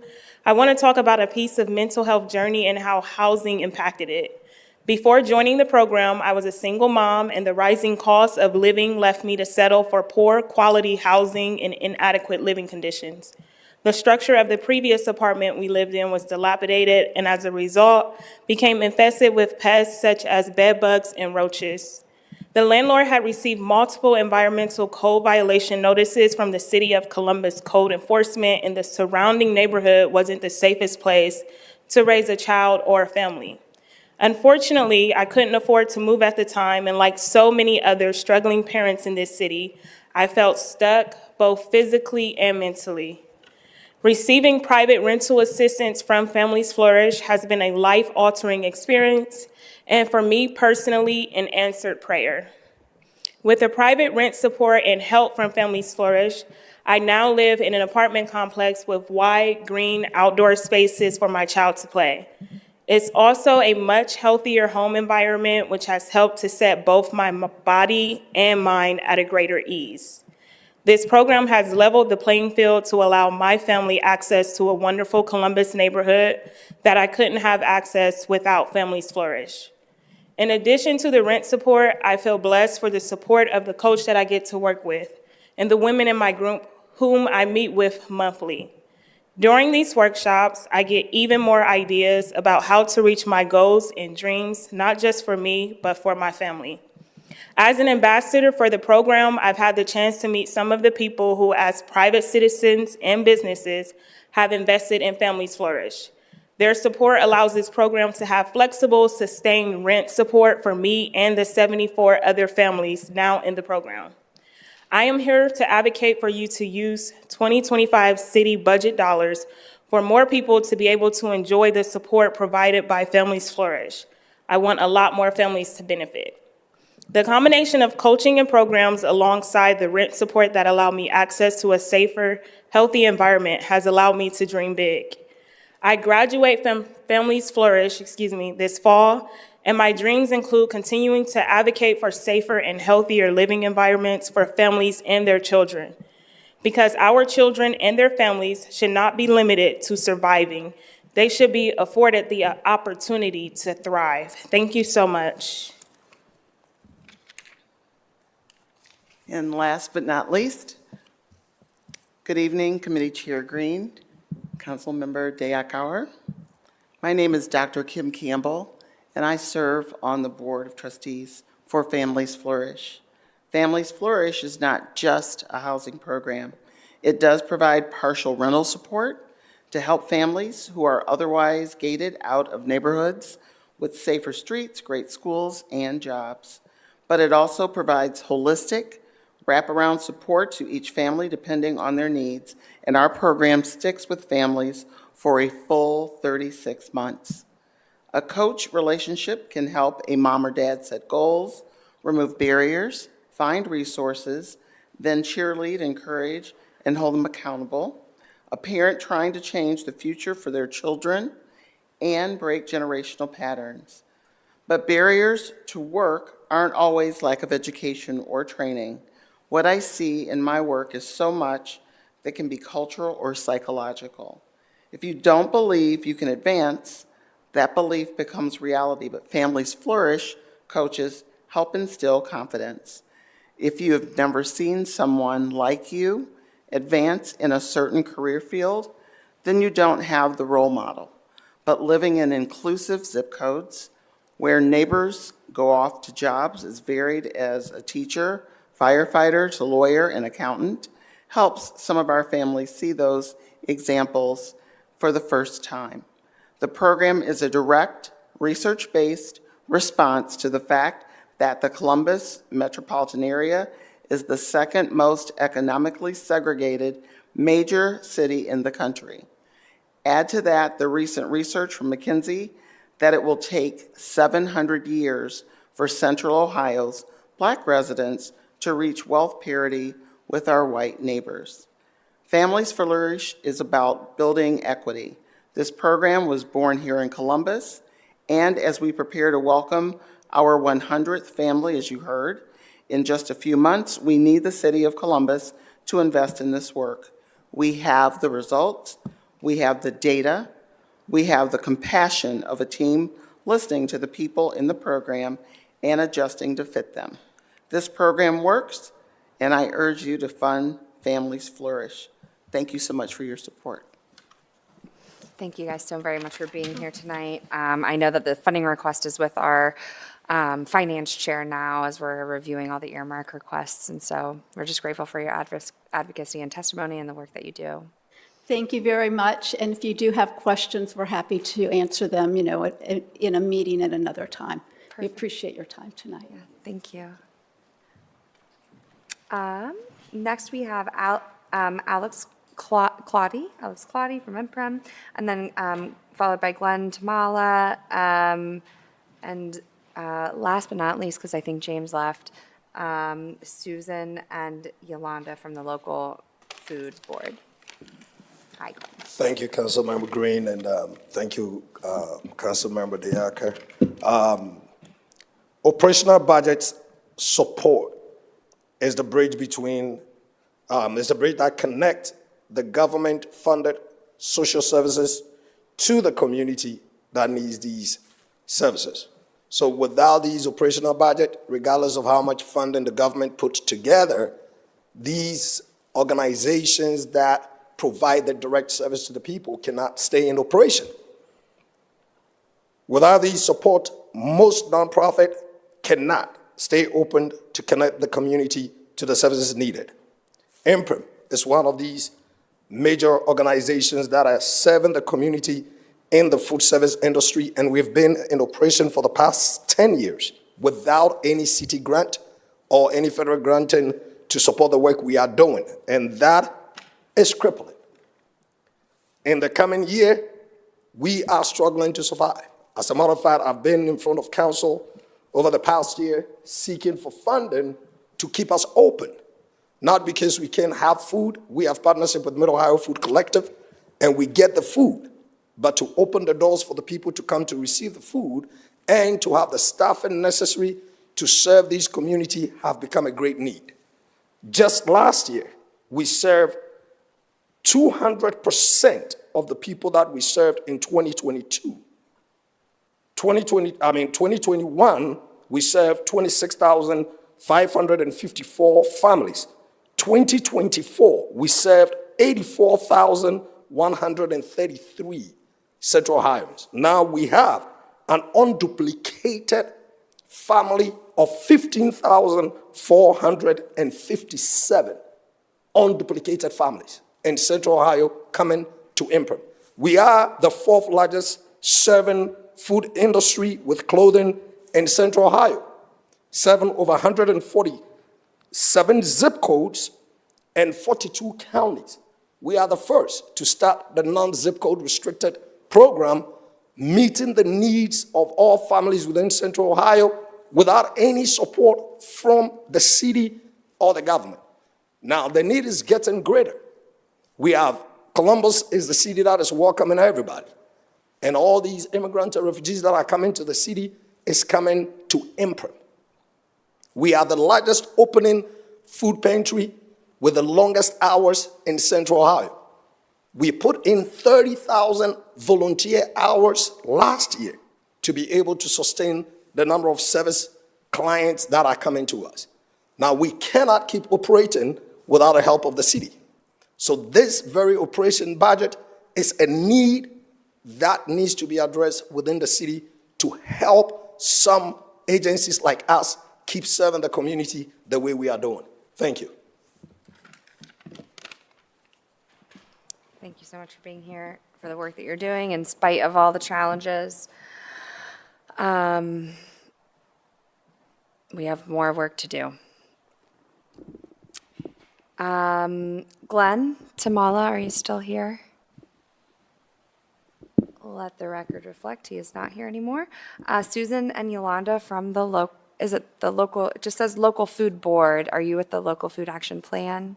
Yes, okay, welcome. And you could probably speak to, I know one of the funding requests we received from you was related to wanting to explore administering a grant program to support some of our partners like IMPRIM, I think. Maybe I'm wrong about that. Maybe not. Good evening. Last but not least. So thank you, Chair Green. Thank you very much, Day Archer. On behalf of the Local Food Board, I just want to thank you first for your continued support of the local food system in Columbus and Franklin County. The Local Food Board, established on November 22nd of 2016 by a resolution of Franklin County Board of Commissioners, is comprised of 12 voting members to oversee, prioritize, and guide the implementation of activity of the Columbus and Franklin County Local Food Action Plan. The plan provides a framework of common goals that serve to unify residents, schools, community organizations, businesses, and local government in supporting a healthy, strong, and resilient local food system. These goals are to enhance the coordination and communication among existing food resources and agencies, many of which were here this evening, improving access to education about healthy food, affordable food, and local food, and then lastly, increasing the role of food in economic development and preventing food-related waste. As members of the local food board for Columbus and Franklin County, We want to express our support for funding to support two important initiatives to support our local food system. Due to the inefficiencies in the food supply chain, approximately about 40% of food produced is wasted and ends up in the landfill. Columbus Food Rescue redistributes those fresh surplus foods to organizations and communities in need. Last year, Columbus Food Rescue was able to divert more than 2.8 million pounds of food out of the landfill, delivering that excess, instead to more than 80 social service agencies around Franklin County. It ranges to everything from surplus bags of bagels to rejected produce and bins of unsold groceries and pans of unserved meals from caterers. Because of this, we are seeking for funding of around $50,000 for cold storage equipment to accommodate the volume of food in that system. Secondly, we are looking to implement a Food is Medicine program. As we've heard many times this evening, food is health. Food is a social determinant of health. And we would like to expand the enrollment of SNAP and WIC programs by increasing the hours and services at the Columbus Public Health Resource Center, extending nutrition incentive programs through increasing the usage of WIC and produce perks at farmers markets. For those who may not know, Produce Perks program provides $25 match on SNAP or EBT purchases. So every dollar that is spent up to $25 will be matched dollar for dollar for folks when they are spending that. And not only does it do that, it circulates money in our local economy, supporting local growers and farmers. Part of this is also enrolling participants in a produce prescription program and partnering with Alcohol and Drug Services Division at Columbus Public Health to pilot this program with clients in 2025 for the amount of $40,000 in funding that will support families for 10 visits. The local Food Action Plan Board thanks you for the opportunity to speak on these important funding opportunities and to help us to fulfill our vision of a fair and sustainable food system that benefits our economy, our environment, and all people. Thank you so much for being here and for the work that you do. And yes, we have those two funding requests. I was talking to Randy with I think we were kind of brainstorming long-term action plans. The needs couldn't be greater and growing. And absolutely. And we're just grateful to be on this rocky boat with all of you and all of our incredible partners. So thank you for being here. Thank you for your support. I guess I will call James White. I think I saw him leave. I believe he's not here anymore. Okay, we'll let the record reflect that James White is no longer here. Glenn Tamala, no longer here. Okay, so with that, I think we have reached the end of our public speakers. I'm going to keep my final remarks brief. I just want to thank each and every one of you for hanging in here with us tonight, taking time away today to be with us. I want to thank you so much to my team for putting together this hearing and running it and keeping the show running all the time. To Councilmember Nancy Dayakauer for hanging out with me all night. There were so many things happening tonight in the community, and I'm so grateful for you for sticking with me, as well as the rest of our colleagues who had to leave early for other engagements. And Nancy, or Council. I'm sorry, I'm not very good at this. Councilmember Nancy Dayakauer, did you want to say anything before I close this out? I really have, these stories were amazing. The work that everyone does is so incredible and so important. And so I just want to echo, I thank you all for coming and sharing. And it's tough times ahead financially, and we're all going to have to work together and be creative so that we can provide the services that our residents desperately need. Yeah. And the support to the organizations that they deserve for doing the hard work that you do. So with that, I will thank you all one more time and then officially declare this very long meeting adjourned. Thank you.